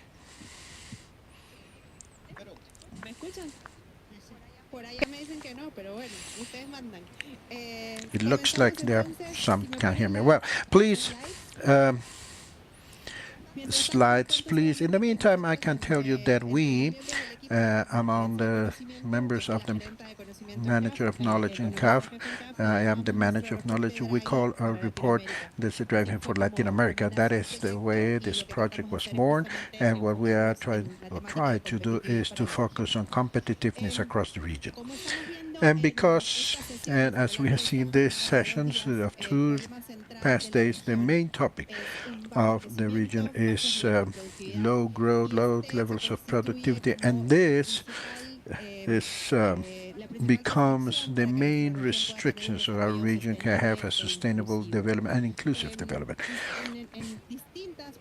Now, during different plenaries, I won't be stopping here. We have seen graphs or similar graphs like this one. The region needs to grow, and decades of the 60s accumulated about 24% of GDP per capita income in respect to U.S. and our growth curve in time in respect to United States remain flat. So as of today, we continue to have the same percentage across Latin America. In the Caribbean, that ratio has gone down, going from 20 to 11%. And this is a sharp contrast in what happened with economies of the tigers in the Asia. In the 70s, we had a ratio pretty below Latin America, Caribbean, the United States, in income per capita, for instance. And 65, 70 years later, the per capita income is 85% of the U.S., well ahead of above the progress we have seen for Latin America. And that is, of course, due to the very little growth rate we have had across Latin America. We are growing at 1.6% on average in the past decades, well below of global percentages and actual in OECD countries. So what is stopping this growth? So what we are trying to do, the first part of this report, is a diagnosis of the existing gaps in productive factors, whether capital, human capital, physical capital. Latin American Caribbean accumulates less human capital and in comparison to the U.S., so that clearly is a restriction. Less years of education for workers, but the gap is even wider in terms of physical capital. There is a huge difference between Latin America and the Caribbean, but in case of Latam, it's one-third the physical capital that we have in our economies in respect to our neighbors in the north of the continent. And this is very much linked. There's a third factor, actually, in our productive function. In every basic book of economics, productivity is in function of production that has a direct and indirect impact over the product. And it is there where we have one of the main barriers to improve efficiency in the way we use resources, accumulate or affect the accumulation of resources, less efficient to produce in our economies. So all this, digamos, production is being affected. So having understand that the region needs to grow and the changing world is a reality really that is transforming every minute. As we speak here, the world is changing.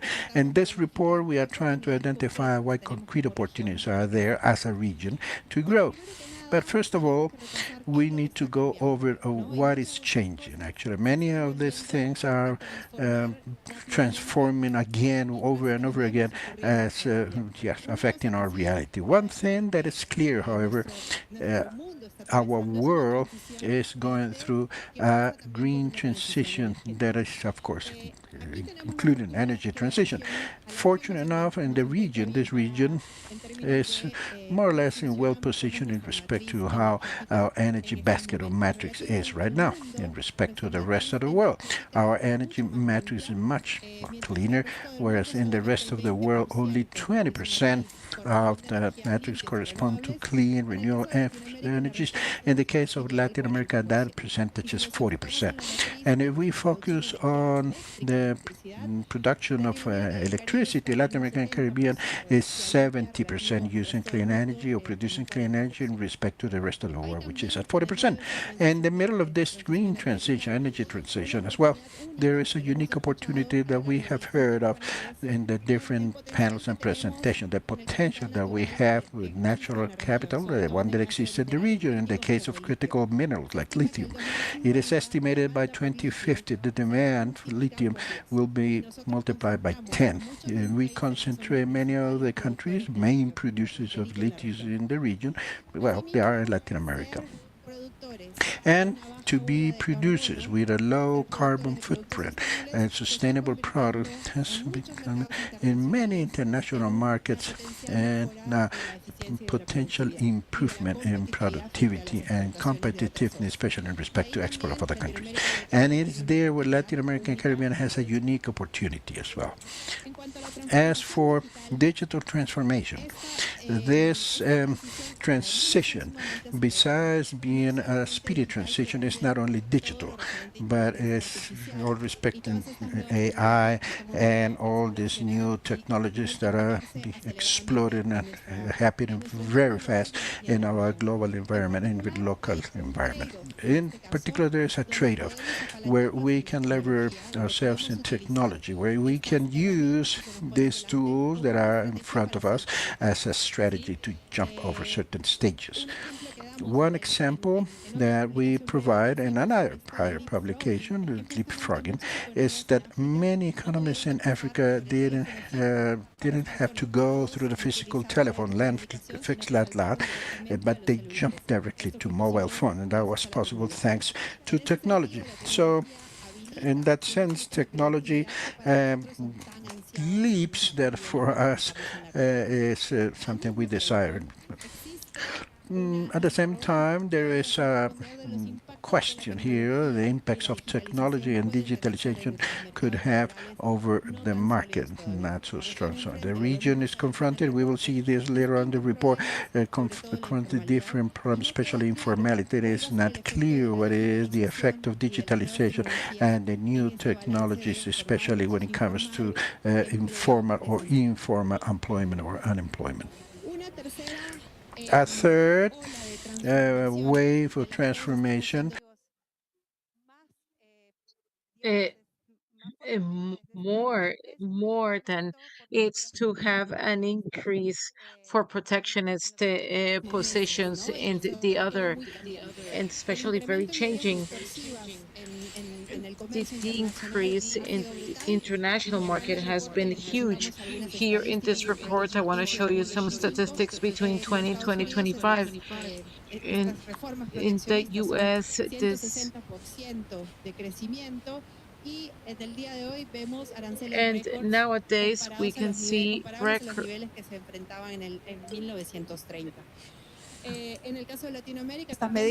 the case of Latam, we have these measurements have increased, and many of these things are very unstable depending of geopolitical factors that starts to have very significant impacts because of this changing world that offers us opportunities and also challenges. In the book, we identify some strategies, some productive development strategies with a focus in some sectors in particular. In this case, in many of the plenaries, we can say that the region has a huge natural capital with an incredible power and that can also be empowered by the use of technology. In this case, in this umbrella, we find elements like mining, and especially with the use of technology, agro industry, the generation of clean and renewable industry, and sustainable tourism. These are four examples of activities that can be visibilized, and also for especially taking advantage of all the natural advantages. And therefore we can say that all of these are done in the rural areas. That's why we are also capable of taking advantages of these resources so that we can contribute to the territorial gaps that are featured by our region. A second point is that and therefore that we have a productive grid that it's not very diversified, that usually are based on and with very few levels of complexity in the basket that we export. That's why we are that we still have the capacity to produce very complex products that allows us to diversify the products. And is something that it's going to allow us to be able to behave in a much more resilient manner in the global market because of the raw materials, and it's going to generate more uh, richness for our economy, and also to have the gains of activities, especially when invest in the high concentration of knowledge. And therefore the services sectors, and here we have two services where the report makes an emphasis. First of all, we want to think about modern services as financial services, the commercial intermediations, also business sectors for the different companies.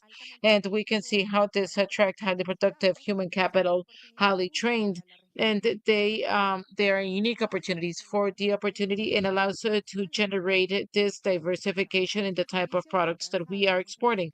And all of these are done, and, and therefore these are things that we can offer from afar, and we can also have non-negotiable that are characterized by the care economies, where the productivity it's very low, but in our economies they are like a buffer to capture all of the existing problems regarding shocks, when during COVID or during the green transition or in the digital transition. We do hope that this transactionable services takes advantage of this low qualified labor to be able to balance.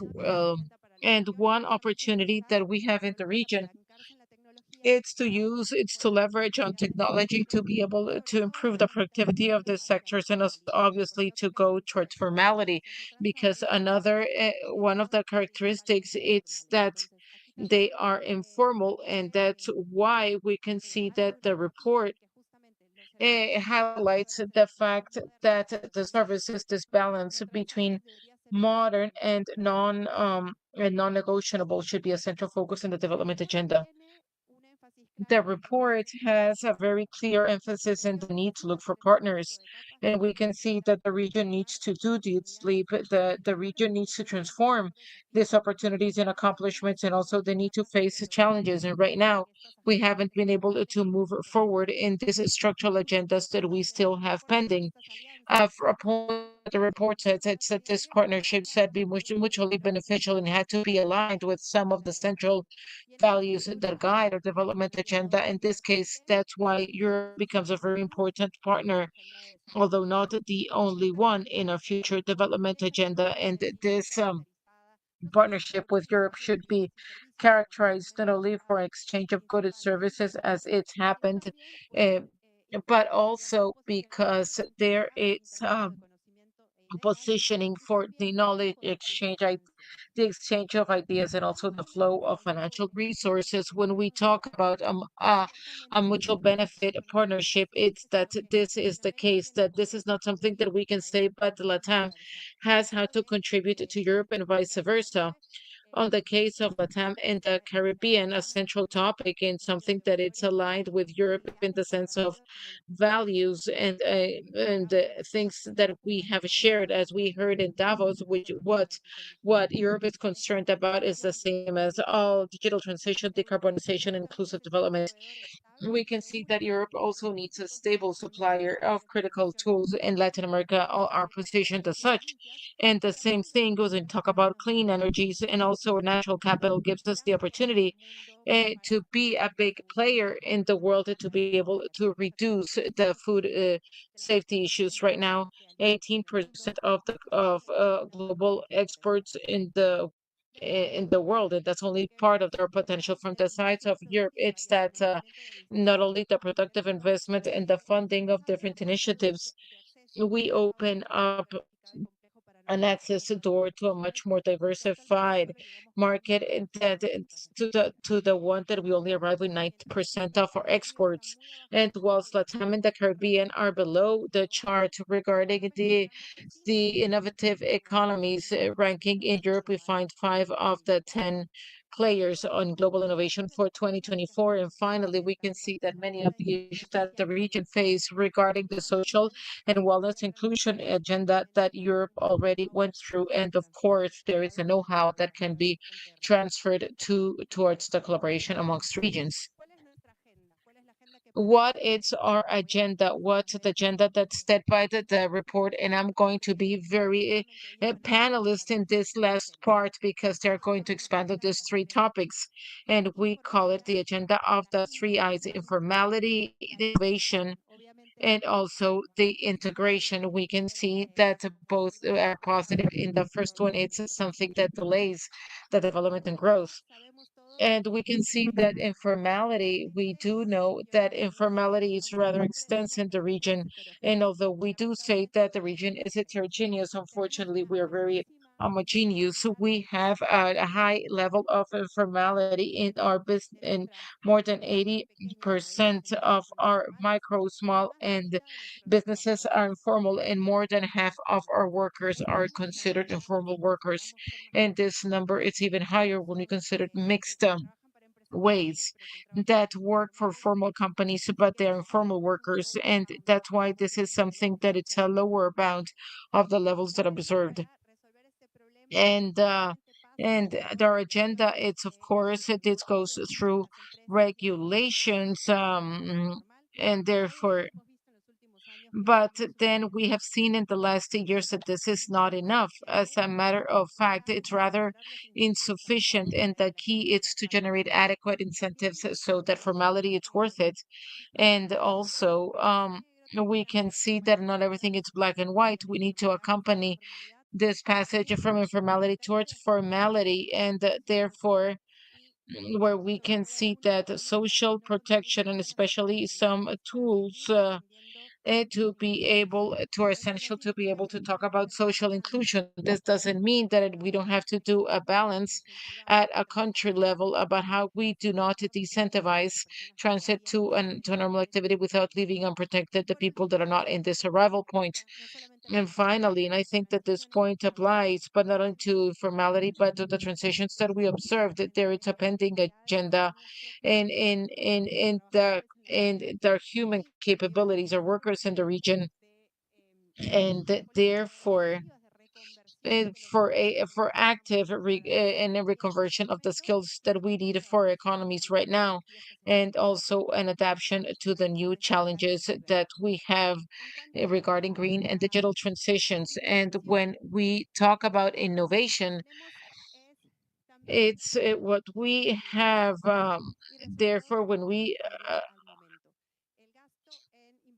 and we can see how the expense in I plus D it's lower than we find in what we see. It's the percentage of that expense that it's done by the private sector. Without in Europe, it's more than 70%. In Latam, it's rather low. It's even lower than what the private. And this is a sense there are no adequate investments. It's a risky investment, a long-term investment, and with the enabling conditions that we have in the region, it's impossible that a company does this.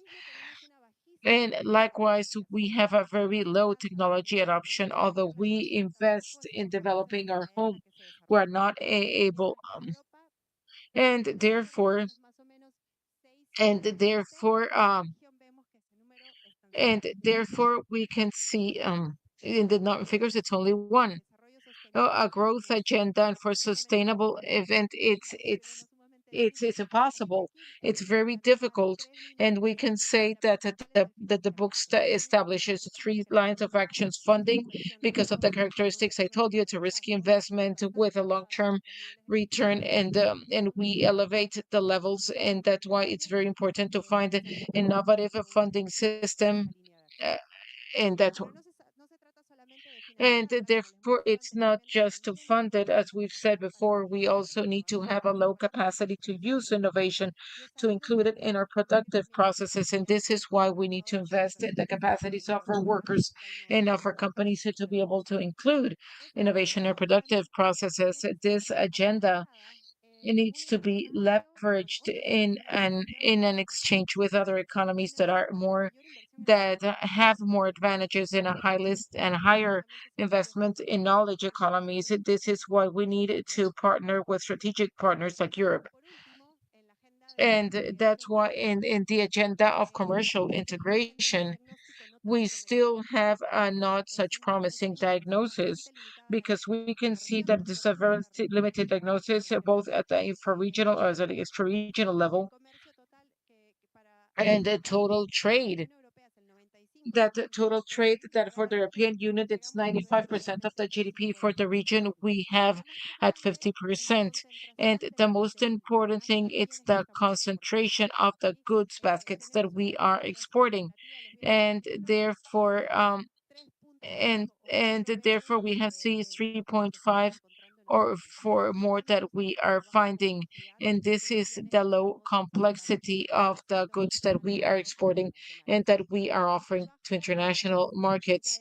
And this links with the global value chains, and we in the book propose that there are different measures that, of course, are related with the facilitation of trade, to an emphasis in in all the administrative processes and logistics, but also we need to have an investment in enabling infrastructure, because we can see that the logistic costs are extremely high. These three action lines are essential to be able to leverage the future growth and also to take advantage of our natural capital, but they are impossible if we don't have the capacity of our states. And these capacities are not just fiscal capacities. It's not just to get higher funding for the policies that we also have legal capabilities, administrative capabilities to be able to have an agile enabling state, both of vertical and that we have. And also, it goes through the political capabilities of our states. And that's why we want to manage reforms that don't have clear political feasibility, and that and that they promoted this agendas. We can see that this development, the development pillars are essential to be able to have a future development agenda that makes sense. And our report, what our report tries to do is to create this diagnosis, but also a pathway about what we should do to leverage growth in the coming years. We are in crossroads where we have different opportunities. As we mentioned at the beginning, we could give this quantitative leap that the region has been expecting, but we've been listening about this, and to be able for this not to be the situation of a lost decade, it's essential that we work in this agenda, trying to look for partners, trying to look for the development of state capabilities, and also having these pathways in these three eyes that we consider that are basic to exploit the natural capital of the region. And this is the QR of the publications. I do know that we have some samples of the reports and also the executive summary. Thank you so much. And I'm going to leave you with the three panelists. Thank you so much. In this second block, we have three very distinguished panelists that I wanted to invite. If you can please come.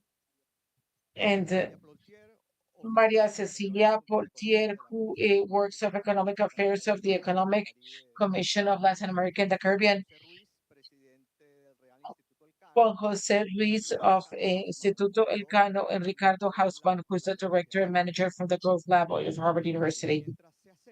And whilst they get close, I want to tell you what's the dynamic. As you can see, that much of the agenda it's linked around it's with three eyes. And as we have three panelists, I think it's great that each one of them talks about those pillars. And I would like now to invite Cecilia that she thinks about the formality and also the situation of the labor market, and also all the capabilities that we needed to do as a way to shorten that development gap. The report mentions. Okay, thank you so much, Fernando, for your question, and thank you, CAF, for this invitation, and thank you, Panama, for this welcoming.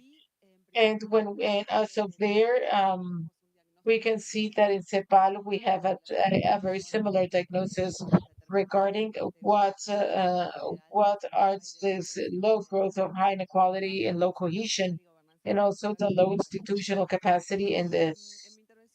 And in my intervention, I would like to answer these questions with three different perspectives. One is associated to the employment with the productive sector that we currently have. Number two is that we think about what is the productive sector that we need to have in the mid and long term.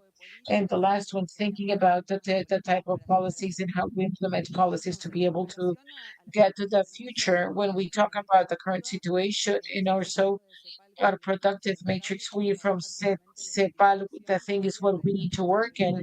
It's to close this capabilities gap, and so that we can reduce informality levels and to be able to have a better adaptation between what is offered in the educational sector and what companies require. And we see that there's a lack of coupling in the sense that we need a better coordination between the private sector and different institutions of the countries that are associated to the educational development as well as productive development to improve this. And this is the impact of technology is clear. We can see that AI, it's generating changes in the business models, huge business model changes, and also in the way in which we learn and teach.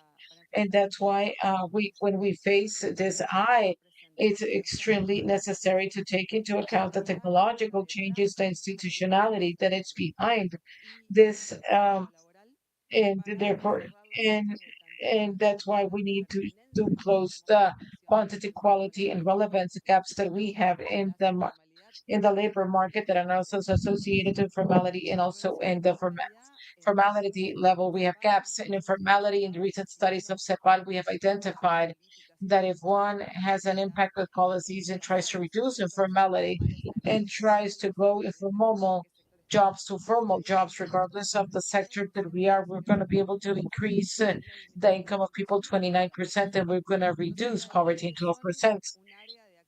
They are an urgent area of action to be able to move towards a much more inclusive development and more social cohesion.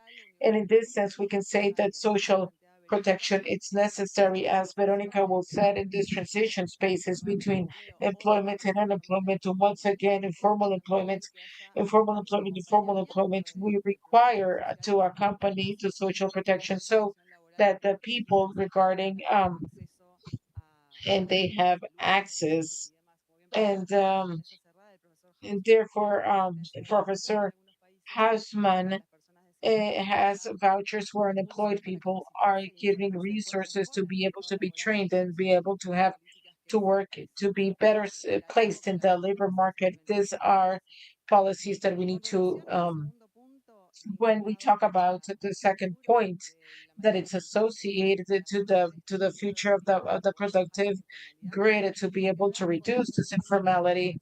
It's associated to something that we've been studying in CEPAL for more than 75 years, and the current executive directorate is placing a lot of emphasis, which is productive the policies. We need to plan what type of productive matrix do we want, what strategic sectors do we want, how to support them. And although the international context is clear from the point of view of geopolitics and the tensions and the commercial aspect, we can see that going back to industrial policy and productive development that is happening in developed countries also generates a space so that we can explicitly start to work more in this topic. And in this point, I would like to mention it's the role. It's that in the smaller economies in the region that providing a job in something, it's not just part of the of domestic companies, but also foreign companies. And we talk about the last pillar, which is for the last time that is integration with a region that it's more open to foreign trade than to trade the FDI in Latam it's 12%, whilst the trade is 6, and in services it's 3. We have a lot of presence that need one of the things to bring investments in sectors that we want to dynamize and provide a better employment. It's the type of training that we have. And that's why all this systemic approach where it's very important to strengthen the capabilities of the networks to improve the energy, the productive matrix, and that this reduces informality, generates huge employment. There is a huge topic where the design for the implementation policies is huge. The states have a role in this. I do understand that one needs to have productive transformation with social cohesion and an increase in the wellness of the population. We need to have better policies designed, collective designs for the public sector, with sector, the workers, and in the case of the Brazilian police, for example, we can say that Brazil has these elements. There are examples in the regions that allows us to think that we can move forward, but we still have a lot to do. CEPAL insists in the coordination and also in the governance. And we can see that the governance and to propose mechanisms where where institutionalize the way in which we implement policies and thinking in the better development of our countries. And one last element that I would like to share, and I think that I'm out of time, is that we need to have a long-term perspective to attack informality. There are things that can be done in the short term, but to think about attacking informality, improving our productive sector, it's something that we can do in the mid and long term. And that's why we need state policies where they are not tied to the political cycle, because each government to reinvent its productive policies and thinks I'm going to work in this or then the other, we're not going to do well. And this is what has happened. And therefore, the invitation is to think about this regardless in the academia, say, whatever, regardless of where we are, what can we do so that the productive development policies and the support to workers and also the formalization mechanism and to improve the capabilities to be able to have better employment continue as a state policy, and they are not always, and that they don't depend on government changes. And as we can see in the report, with an increase in innovation, it's going to be impossible to close the productive gap and other gaps. I would like to invite Ricardo to give us their opinion with regards to these policies.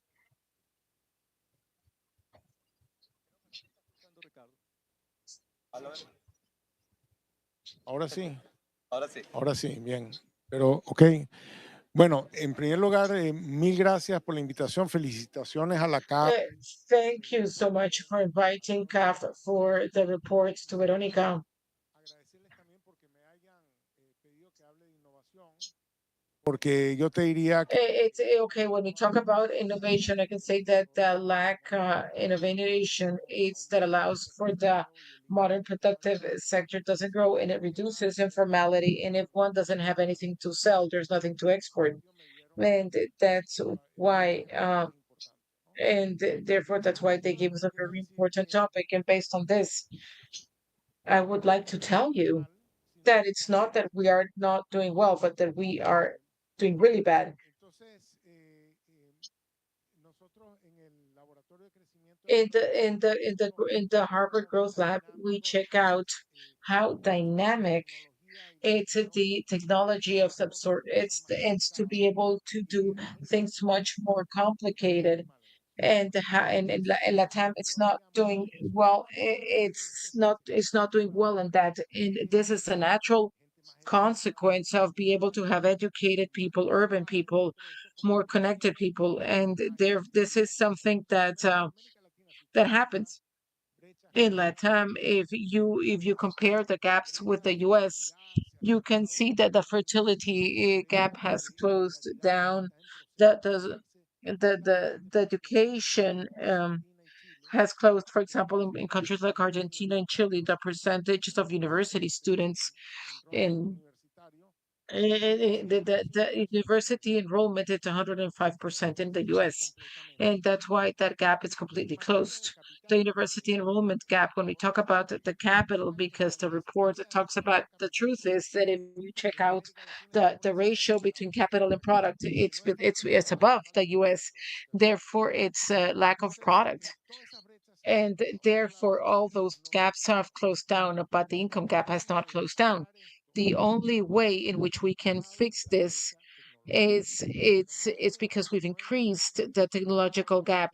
Therefore, we've increased the technological gap, and this is something that it's associated that the formal sector doesn't invest in technological absorption, mm, and that they don't do research and development as it has been seen.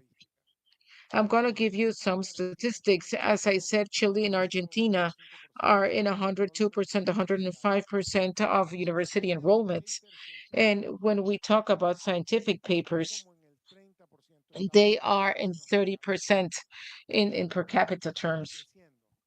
And growing, and when we talk about patents, they are in 2% in the US, and they're in 2%. And the truth is that they're not going anywhere. And this is what that expresses, that we have a productive sector that doesn't have the possibility of considering. And I'm not saying that I want you to invent things that there are others that but we need to solve your own problems. And for example, we have salmon in Chile. There is not much research about what's the health of the salmon. There's a crisis in the sheep industry because the price of wool has collapsed. There is zero R&D to see what we can do with the sheep, what can we do with the wool, what can we do with the land, etc. And I'm talking about Chile because Chile is like the best one. But all over, wherever you go to Latam, we have serious reproductive problems that no one that one is trying to resolve. And I'm going to explain why and what we need to do. But I have to say that this is general. We have lithium in Bolivia, but nobody in Latam is investing in technology of lithium, and therefore we have very significant challenges. When we solve those challenges, we grow. We grow a lot. We grow so much, and therefore we can see the growth of farming. It's huge, and people with cranberries, with asparagus, and a lot. There, it's a huge amount of products when they discovered how to do it, and this thing grows. And in the revolutions in Brazil, it's the same thing. We have and therefore, but we do not much.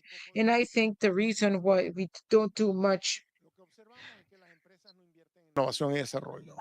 Hay dos explicaciones. Una es que no saben, son brutos. Search and demand. There are two explanations. It has an explanation. There's a mistake or an error in production. And the explanation is if you have a black box where you, on one side, introduce money and the other end innovation, well, everybody wants to include or put money in that slot. But if you had a black box and a black hole when everything you put is sucked and nothing comes out the other end, well, no one is willing to put money on that slot hole. So what I'm saying is that what we are missing is a black box where you can introduce money and innovation comes from the other end, because that problem is solved and money will appear later on. But that is what we need to build, capacity to innovate, an ecosystem for innovation that does not exist. And it doesn't exist because universities that we have were designed to impart lectures and that's it. And they don't have money to do anything else because we are trying to keep the enrollment fees low, and that's good to some extent because our students have enough resources. But to universities, we need to complement them with a different cash flow, allowing them to hire people, maybe different from the people that can have connections to private sector, so innovation is a reality. A big partnership between universities and big companies, that's what I'm saying. So what we can tackle with technological problems and have the capacity to extract products. And that means, of course, a revolution within the university because they are not prepared for that. It's not part of their strategic thinking or plan. A revolution in companies that need to start learning on how to do investment and research and development. It's not complicated. You need to know how to hire the right professionals and also make sure that that ecosystem works all the way. We are trying to promote those type of deal with the main universities across Latin America, but I think that's the way, because when you find something that works, that grows, that works. Thank you, Ricardo. Now, the last bit has to do with the international insertion, which looks difficult in this type of context to improve that parameter. In presentation, Veronica talked about a window that is looking towards Europe, and I would like to invite JJ to tell us how he sees this situation. Well, many thanks. A pleasure for me to be here with you in reality. And I brought two gifts. One gift is the report that Veronica introduced to us. I congratulate because she identifies very well the three big problems affecting the growth in Latin America. Now, the second gift is the organization of this mere event. For an European, I must tell you that I felt yesterday and today a profound envy, a healthy envy, but an envy. Nevertheless, I've been able to meet so many persons, 7 presidents of Latin America, talking about unity, growth, equality, of dignity and resilience is something that today in Europe will be impossible to do. So I believe that for Europeans that are here, quite a few, this is quite a stimulus to get to know better what is happening in Latin America. And because I'm an economist, I will tell you to use something less fun, and that's what I will try to explain throughout my intervention. There's little time, so I will try to limit my presentation. I've been asked to work about or talk about global economic integration. I will try to do that by taking you into a phrase, a cool one. phrase, a quote that yesterday CAF President Sergio, the president of Bolivia, elected president of Chile, received it. And that's the speech that Michael Kahn, the Prime Minister of Canada, pronounced in Davos. If you haven't, please read it because it's pretty useless. So he, in Davos, remember a quote from Thucydides in the War of Peloponnesus, the general that was asking the Melidus assembly to change the partnership with Sparta and change that to Athens. And he was told no. Why? And the general told them, because you are not realizing the international world that is coming. The new international order is an order where the powerful do what they want and the weak suffer what they should suffer. And this, for an economist, is quite a provocation. It's a provocation because immediately, like us, me, economists, we want to measure how much is that suffering. And that is what I will try to explain to you to develop this thesis. Now, the thesis says that we have gone back to the times of the Greek and Thucydides. You in Latin America should not explain to you how much pain can an hegemonic can put when they want to be part of the history, recent or more near recent. And when it comes to that economy and that power, the hegemony, the best thing is to take it that with good philosophy, resist and be united, and that's what your political leaders have done since yesterday. And this is quite important. That idea should be clear because Europeans, fortunately, we don't have that clear. Europeans, we have not suffered the pressure, cohesion, and of course, not with the United States. So it will take us 6 months, 9, 12, or maybe 18 months until we discover that you are the ones who have now the reason by keeping united, by making this statement of resistance, of rebellion, and thinking autonomous one more. We will take some time to reach there, but we will end up reaching there because the pain will be intense, as I believe it will happen. So allow me to tell you how an economist like me formalizes all these.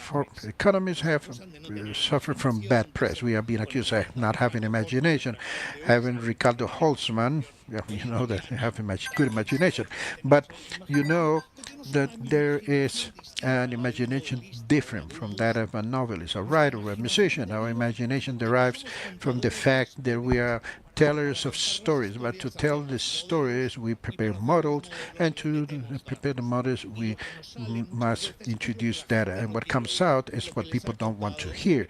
What Ricardo has told you is a good evidence of that. So what comes out when I introduce to my model what is going on, and it's something that is not pleasant, of course. Let's imagine that the pain that can be inflicted to you and Europe will be exactly the same level of pain.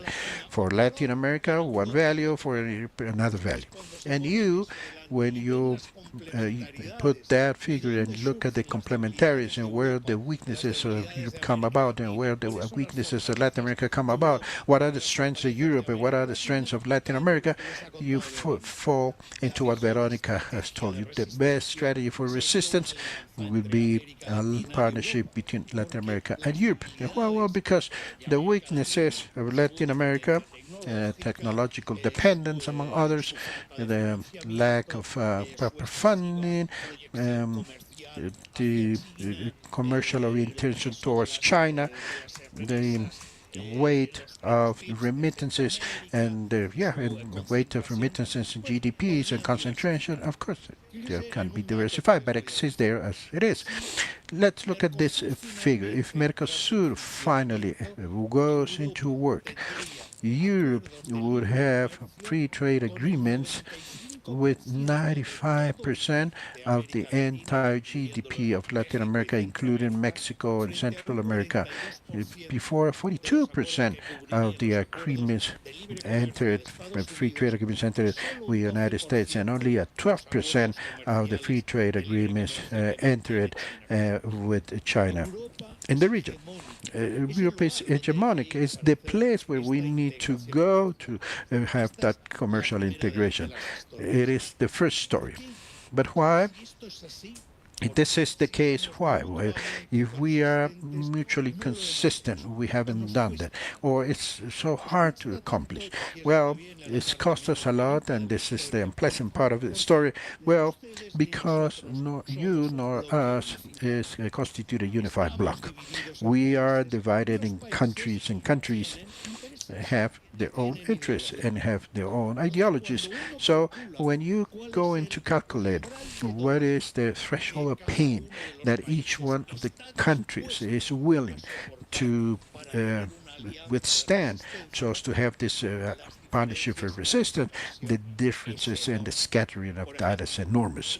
For instance, in Europe, you wouldn't achieve never to have a coalition or a partner like Chuck if you have the coalition Hungary, which is a country that belongs to the another type of partnership that has an enormous weight there. You would never find Netherlands in that coalition against China because the Rotterdam port generates 10% of the GDP of Netherlands and is the one that receives 80% of the trade that exists between China and Europe. And if you come to Latin America, you are not going to have a coalition against the United States if in that coalition exists Mexico, because Mexico has 80% of its trade with the U.S. And also Central American countries won't be in the coalition because Central America receives 25% of the remittances that coming from the United States. And there are financial shocks such as dollarization and the dependence of financial systems in North America. So not interested in entering this coalition. And this is a little bit of the story. And this story takes us to another topic that I believe is fundamental. It's not that the politicians speak and don't do anything. No, they're rational when they they don't enter into this type of partnership or type of blocks. Europeans and you. What can we do then? Well, we can do many things. Many things. And as not to end in a negative connotation. Economic theory tells you that you can compensate the losers of those partnerships that, of course, cost money. Maybe, of course, not to all, but we can compensate those that are still keeping in the coalition, even though there's a lot of pressure to leave it.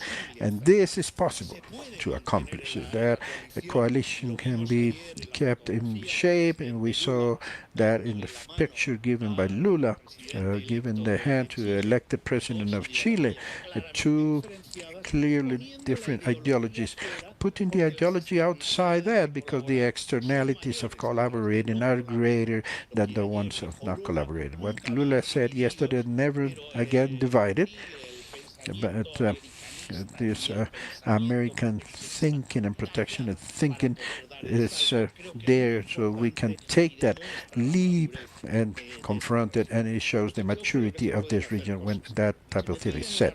If you ask me for a recommendation, the first thing you should do is to go and tell Europe that you are not the Latin America the most Europeans have in their minds. 2 years ago, in the Royal Institute of Canada that I preside, FinTech, Spain, carried out a survey including 250 European tops. And to tell this, make the story short, what came out was pretty clear. For Europe, Latin America is a political disaster.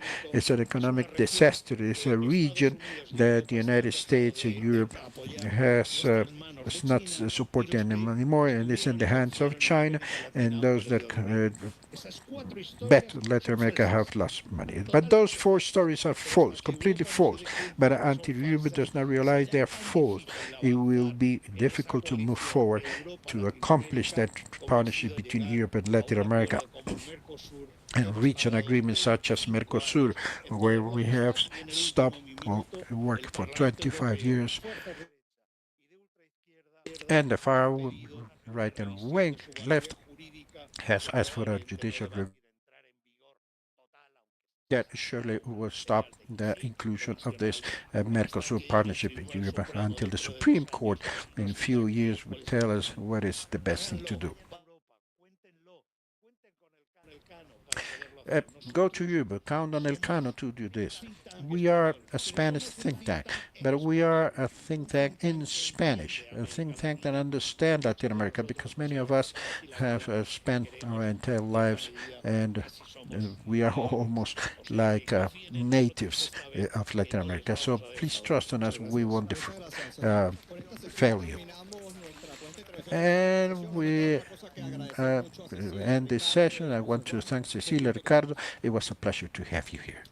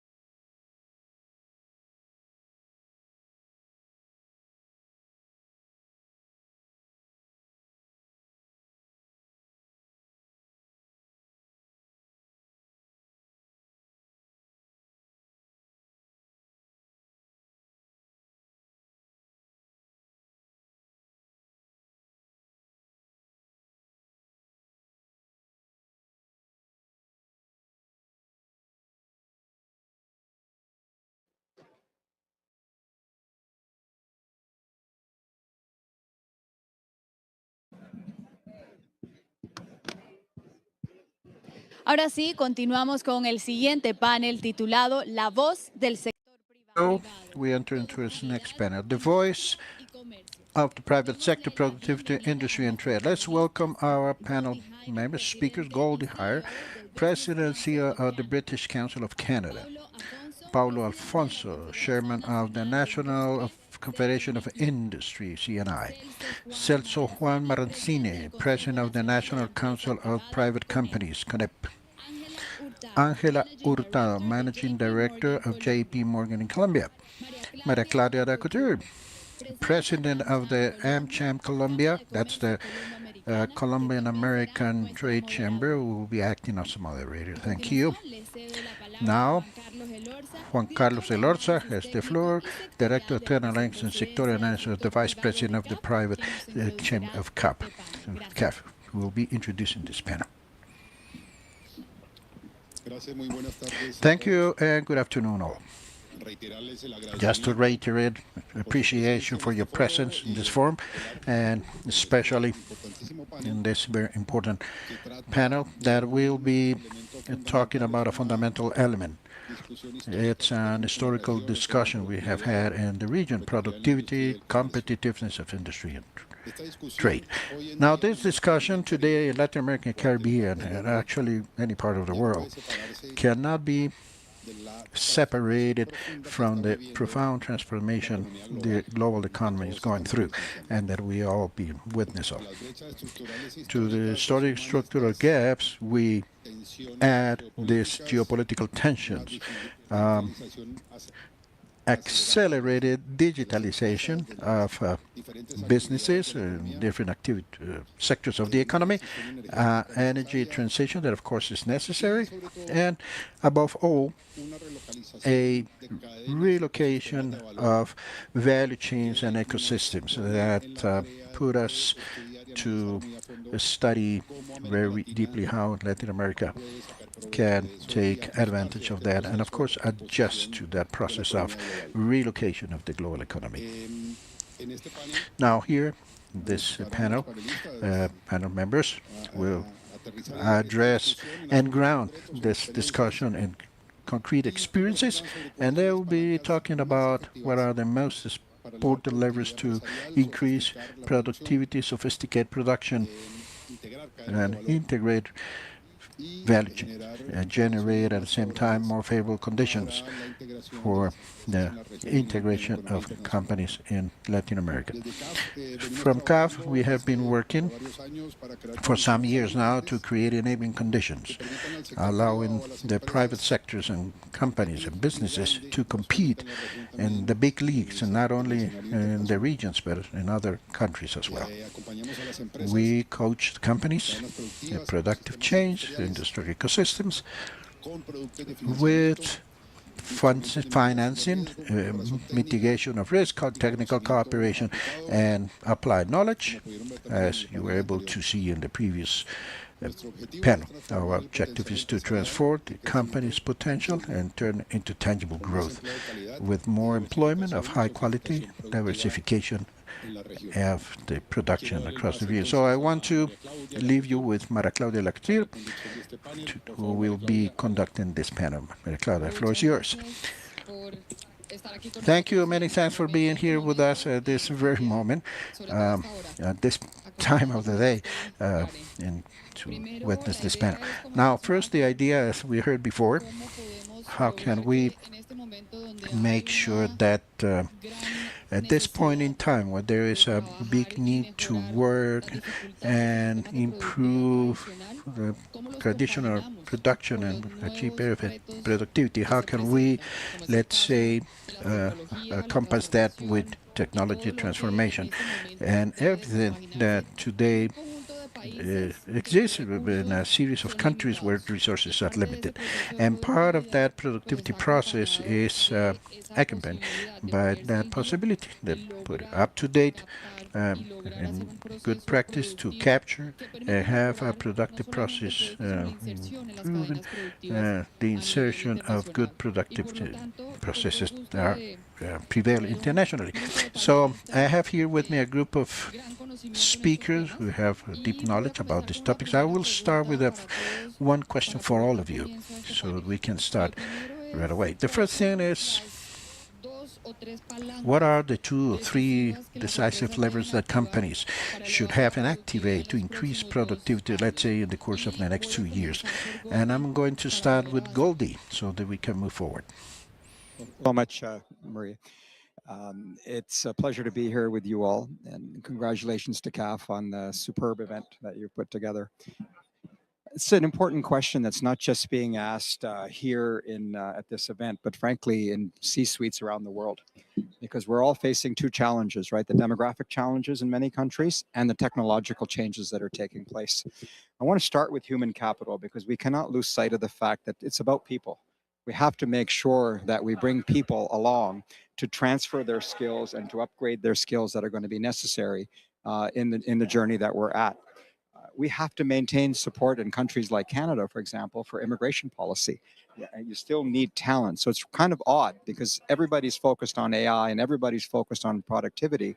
But when I'm meeting with C-suite or CEOs in their C-suites, they say that, yes, we're doing a lot of that. We're getting ready to implement a lot of it. It is, however, also on our minds about what do we do with our workforce? How do we transition? How do we make sure that they have the skills for the jobs that we still need? You would all know, being the sophisticated audience that you are, that human history shows that all technological advancements have actually been met with more jobs, not less jobs, different kinds of jobs, new jobs, but more employment and more growth can accompany that. But I don't know if we can synchronize the speed at which this is happening. In the last few days alone, major companies like Amazon and UPS and others have done tens of thousands of layoffs. And we know one of the reasons is automation, AI. We haven't even talked enough about robotics, which is getting even stronger as we go. I was in APEC where Jensen Huang of NVIDIA has talked about his company now has robots that make robots that make robots. There's no human being in the last 2 pieces of it all.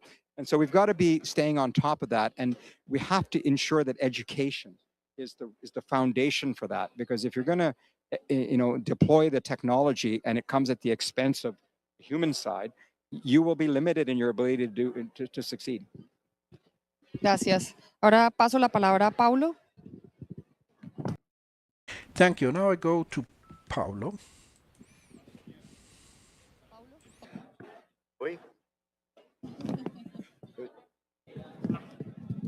Bem, primeiro, boa tarde a todos.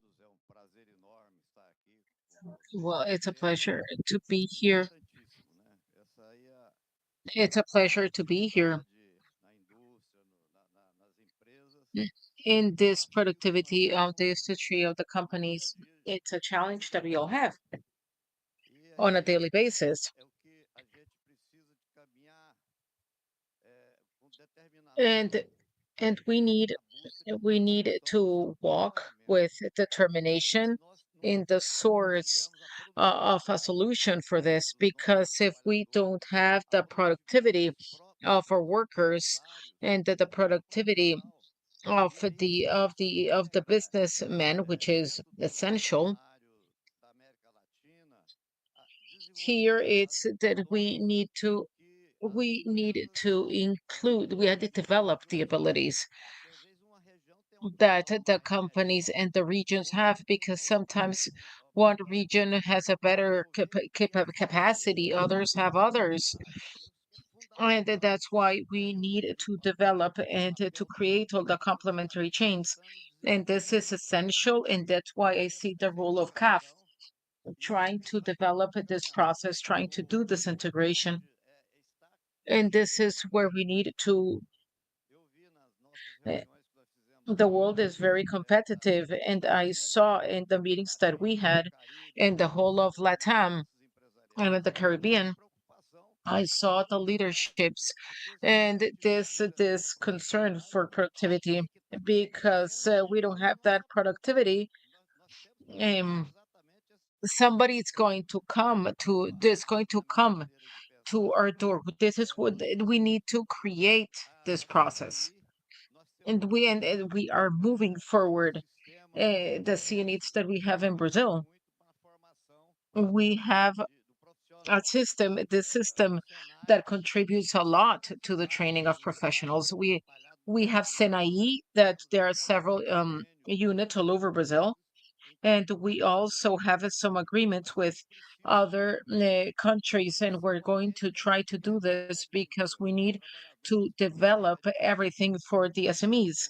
We all need it for the workers of the SMEs because they need to create a concept of this development, and this is where we have to head.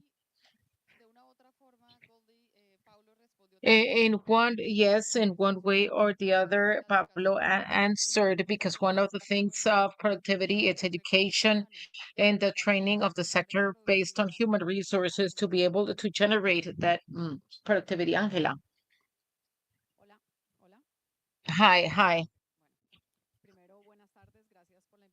Well, first of all, thank you so much. It's a pleasure to be here with you and to share the panel with you. And I have the vision. Therefore I think that productivity it's one of the things I've dealt with in all these conversations. And I think that for me at least it's very important to reflect and to separate the way in which we perceive and we go to productivity. Well, first of all, because we have to think that there are internal, external factors, or there are things that depend on how we can generate more productivity in our companies and also in the sectors. And also we have the challenge of generating more productivity between the region. And also we have some external factors that I think are making the decision making of the companies much more complex. And it's everything related about market volatility. When we talk about public policy, when we talk about the volatility of the governments, and I think that requires, Maria Claudia, what are those dynamizers of the productivity and how should the company focus them at? I think that they should be focused around two elements. One, it's management. And why management? Because we're talking about human. We've talked about the transformation of technology, what I think it's important in any company, but the way in which this the new leaderships and the companies are assuming what are those the priorities that I as a company and that as a as a country and as a region can focus. It's very relevant, and I'm not just saying that we need to do that we need to do a generational change, but we need to do a change and a transformation within the companies in the way how the leaders are are focusing these new challenges. And that's why for me, management it's crucial because it's not only going to help you as a company to prioritize resources that we know that they are more scarce each time, but also to execute actions that are clear, that improve the processes. When we're talking about productivity in each of our sectors, at the end we need to say in how we improve the processes. And I think that a good manager, a good manager in an organization, what they it's going to allow is that those transformations can combine the talent. They can combine the talent with the needs and the requirements that we need of that new talent. But how to coordinate with new technology? Sometimes I see, and when I talk with companies that they do a lot of resources, they add a lot of resources, technology and human resources, but the key is how we integrate them both and to bring experts in technology that work hand in hand with the people that know with each of all the processes, the production, and what we're talking. But I think this integration is going to allow us to improve and to reach to a transformation of the processes. And this also requires some topics regarding innovation that you were mentioning and really focused in education. But I think that education that it's very challenged also requires the responsibility of the companies. We are mm, be able to train the talent that we're needing in each of our industries. And It's not to work in a coordinated manner with the academia, but to be able to see how in the companies we can create some transformation processes, some education processes, because I think they're highly relevant. And we have a very relevant social impact capacity that it's going to help us to face that external challenge, which is to coordinate countries where maybe public policies it's less friendly with the private businesses, how we can include this, and as we can be closer to the communities and we can ensure that we have a real presence that complements the needs of the communities. I think that that closeness is going to allow us to do a transformation that not only is positive for our companies but also for our countries and regions.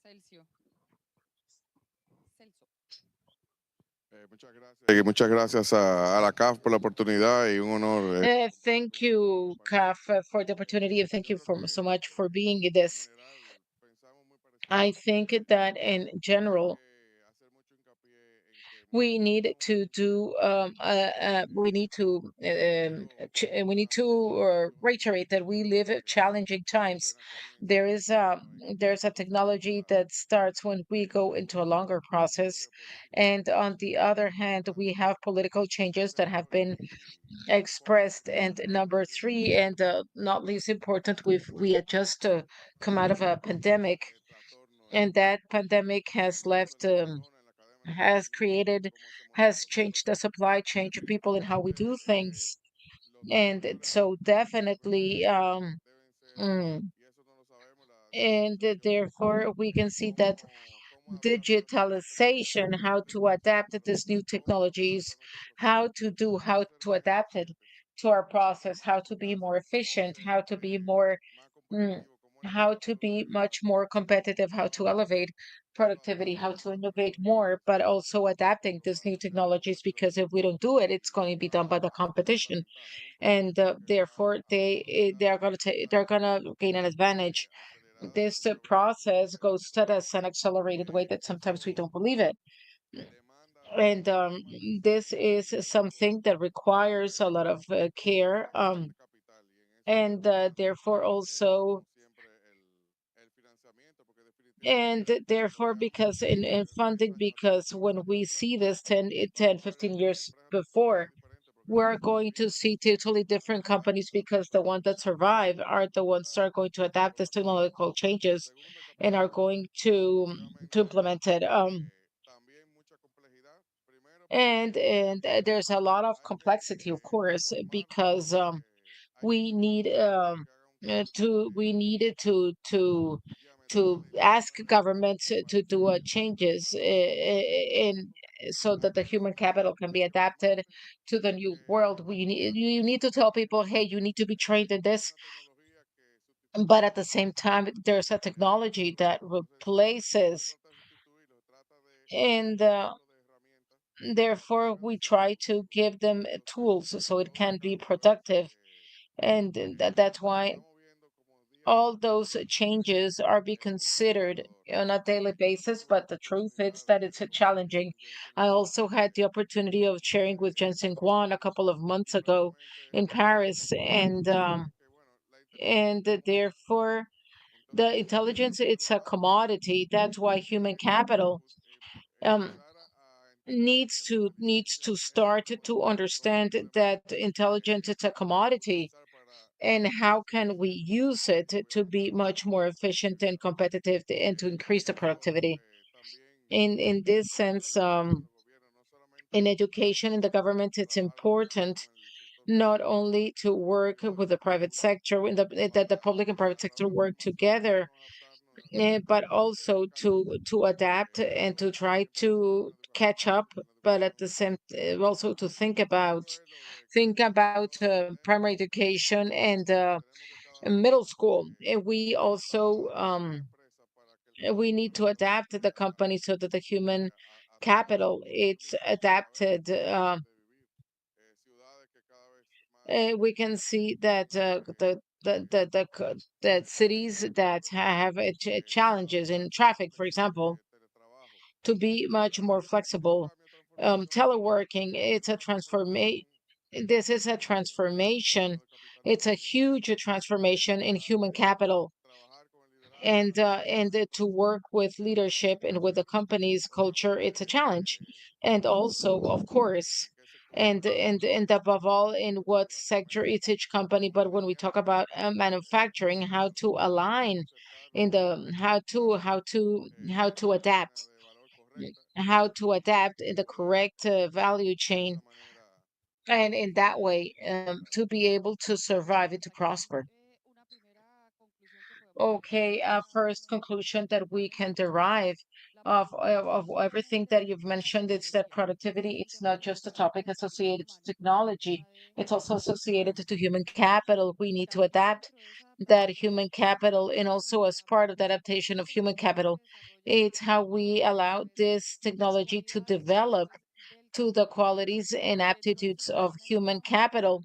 And there is something very important that I would like to complement. It's that productivity, not necessarily it's just technology.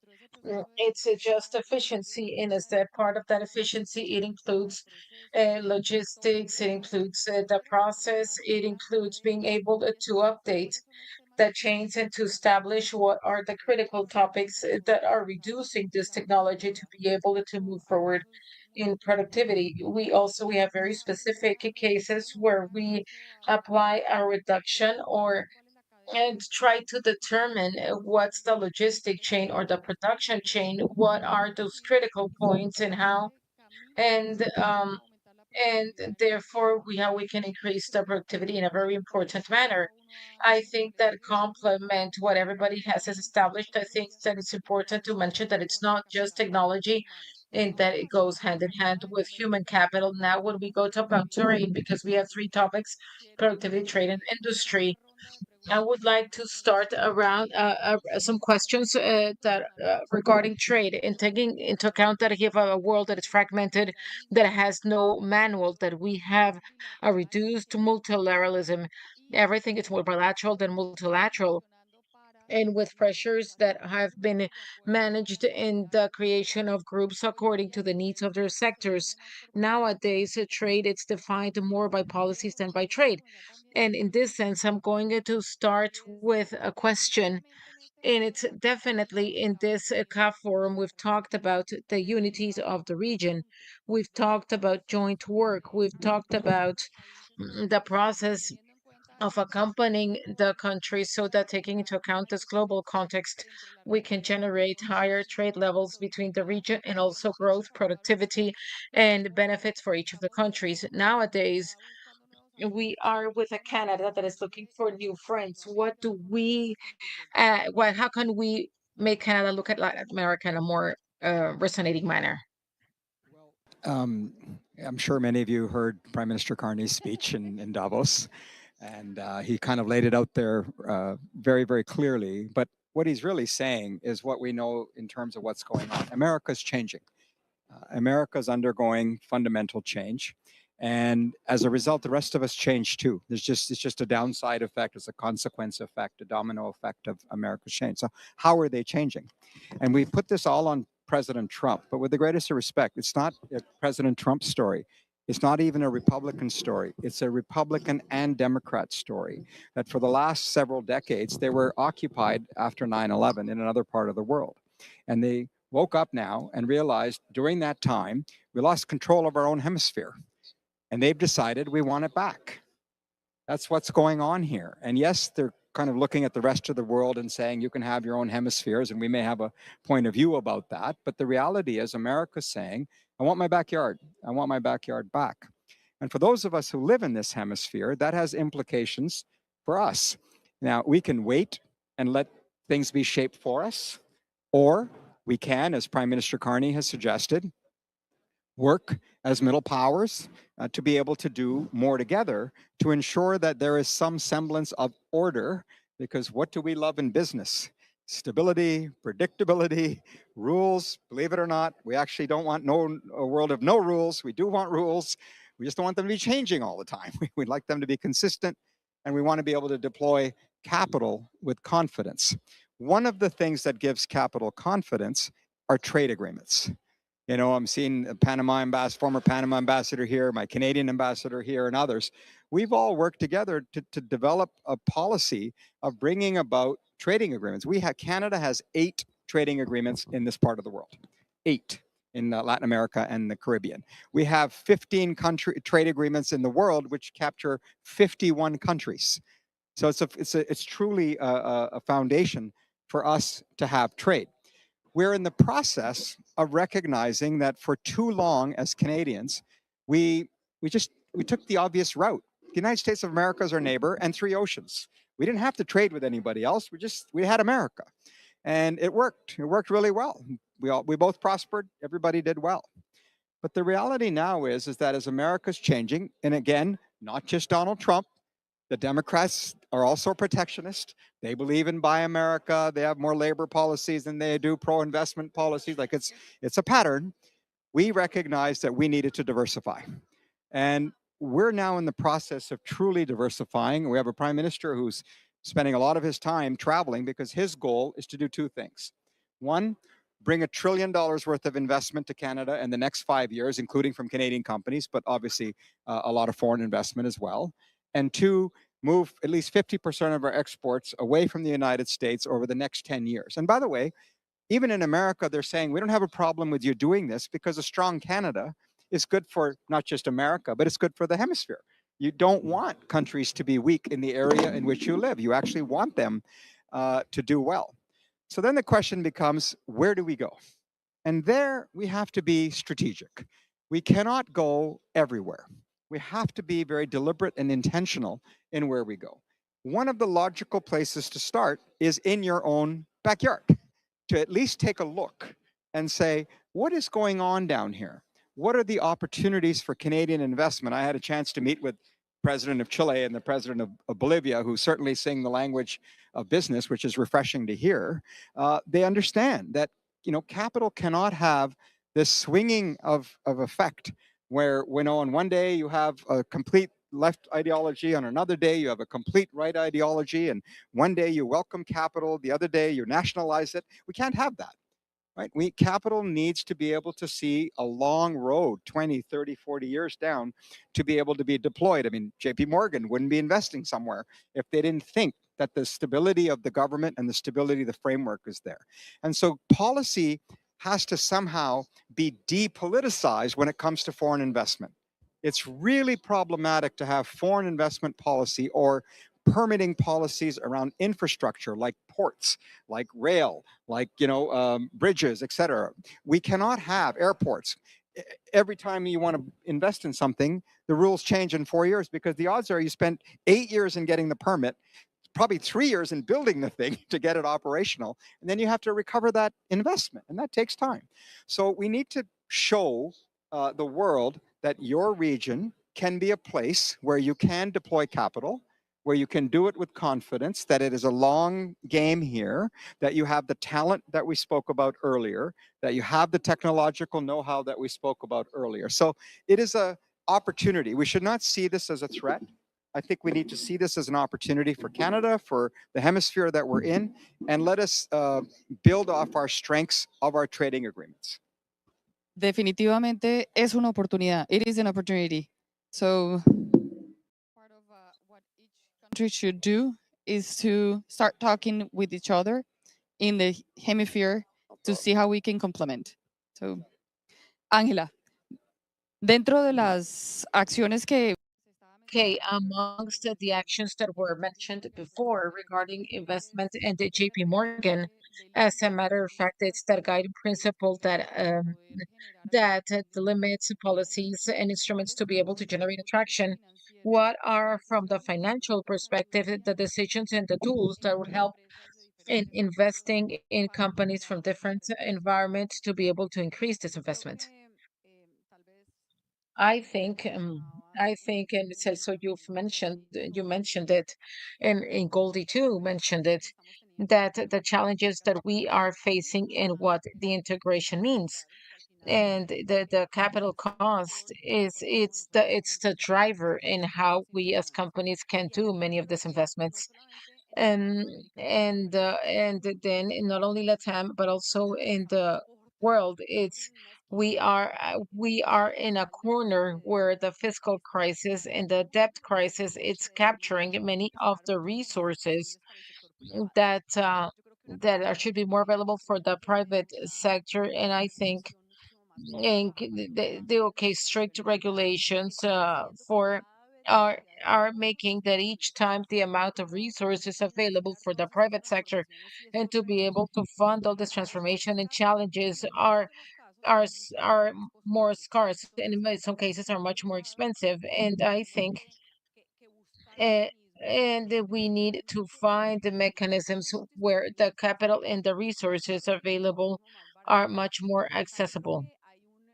And therefore we are seeing how the companies are looking at more sophisticated structures, and we can say that in many countries, like thinking about many countries have started to see some funding instruments that we can say they're much more sophisticated, but also allow to gain profits of assets, to reduce debt, to improve the debt profiles. There are so many elements.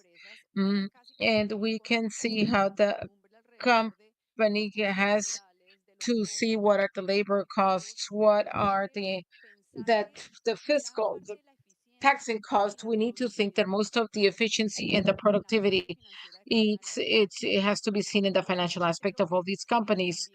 Mm, and therefore, eh, but we can see that in many of the conversations, we want an invitation so that the capital markets in Latam need to play a very important role in this funding.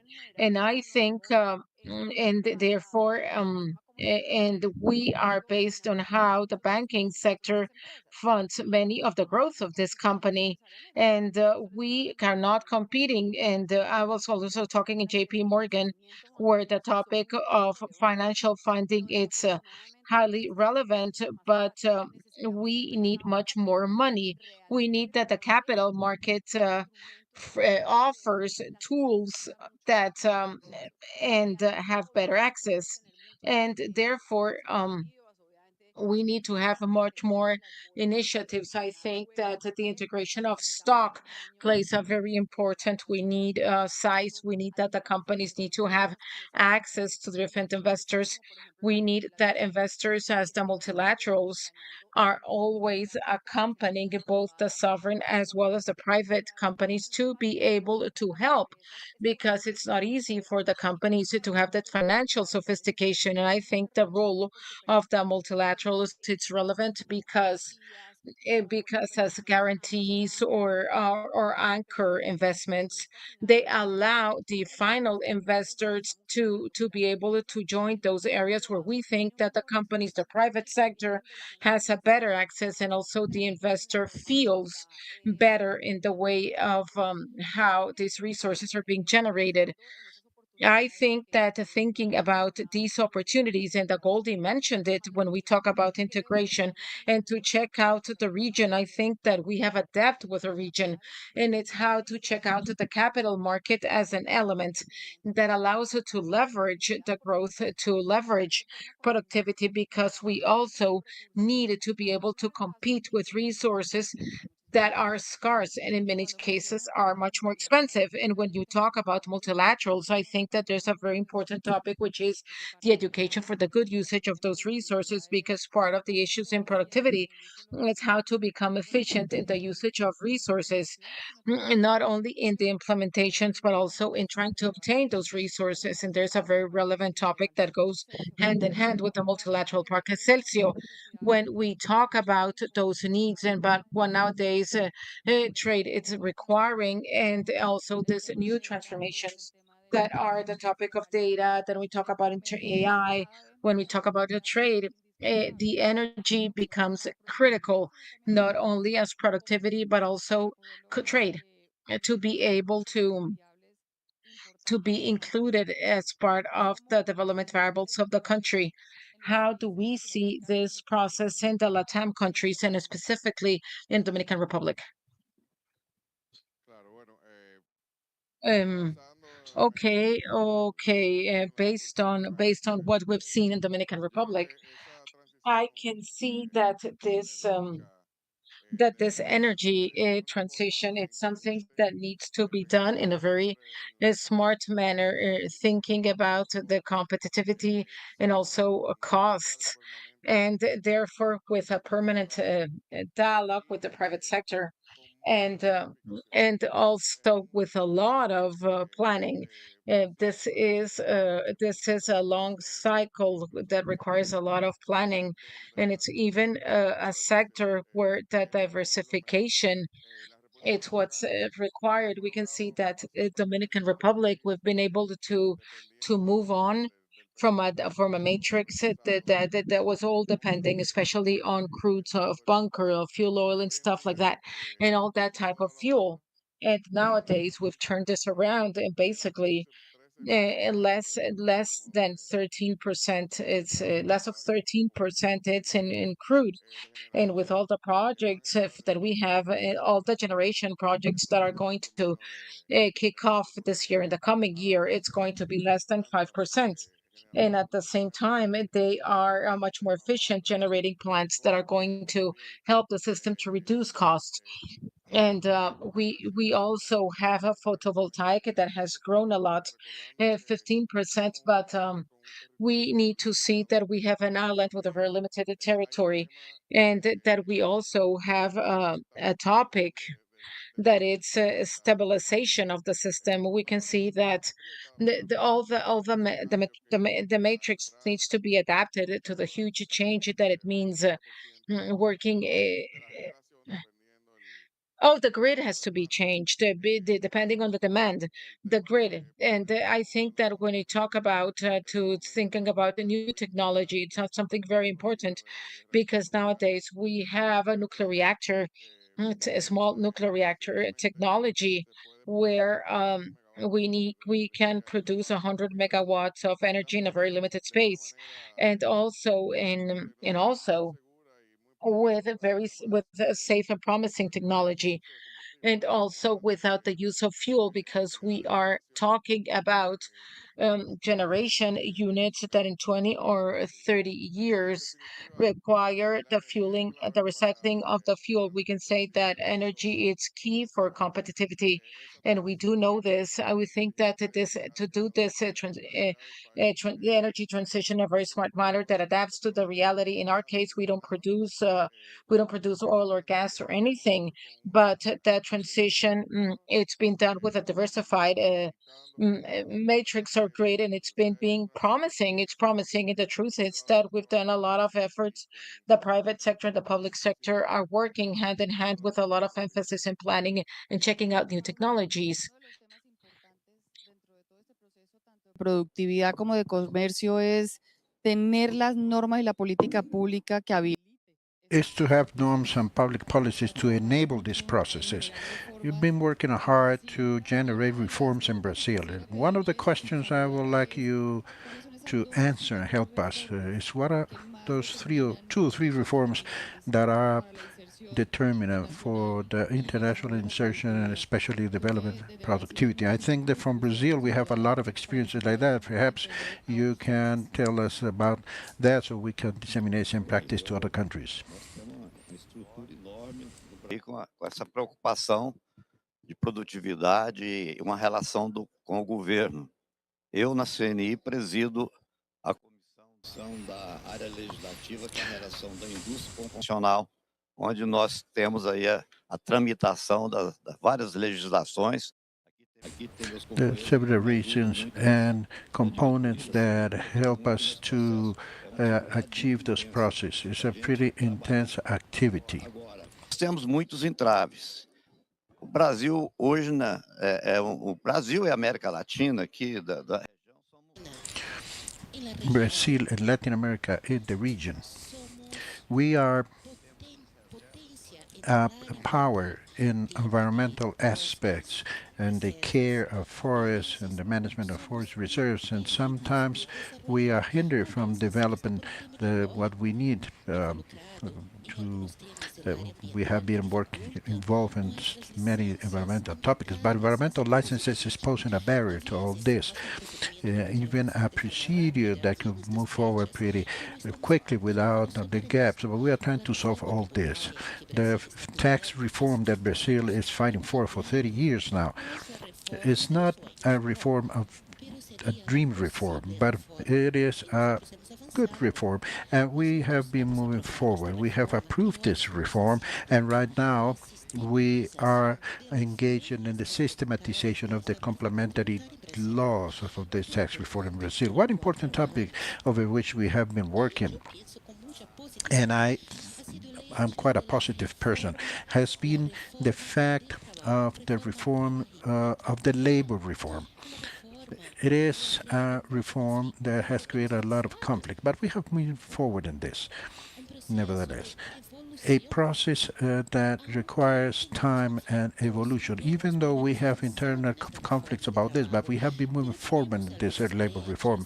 Still, we have some barriers and gaps. We have been talking with companies, businessmen, and entrepreneurs about this, and other colleagues in Latin America as well. We said that we need to move forward in the integration to confront the changing market.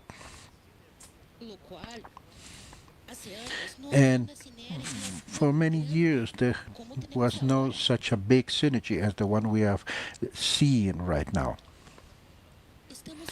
We are in agreement. You had just saw Canada. Canada said, let's work together. Let's have an agreement. But we still have barriers and big gaps that we need to overcome. Bureaucracy, for instance, one of them. To go from one country to other country. Today, I was working with some businessmen, our neighbors. Truck for a truck could be stopped customs for 2 or 3 days just to cross the border. So it is impossible. Productivity is not only that takes place at a factory. It's also part of the entire management of the business. Infrastructure is another topic. We require an investment to improve infrastructure and across Latin America. We require of integration.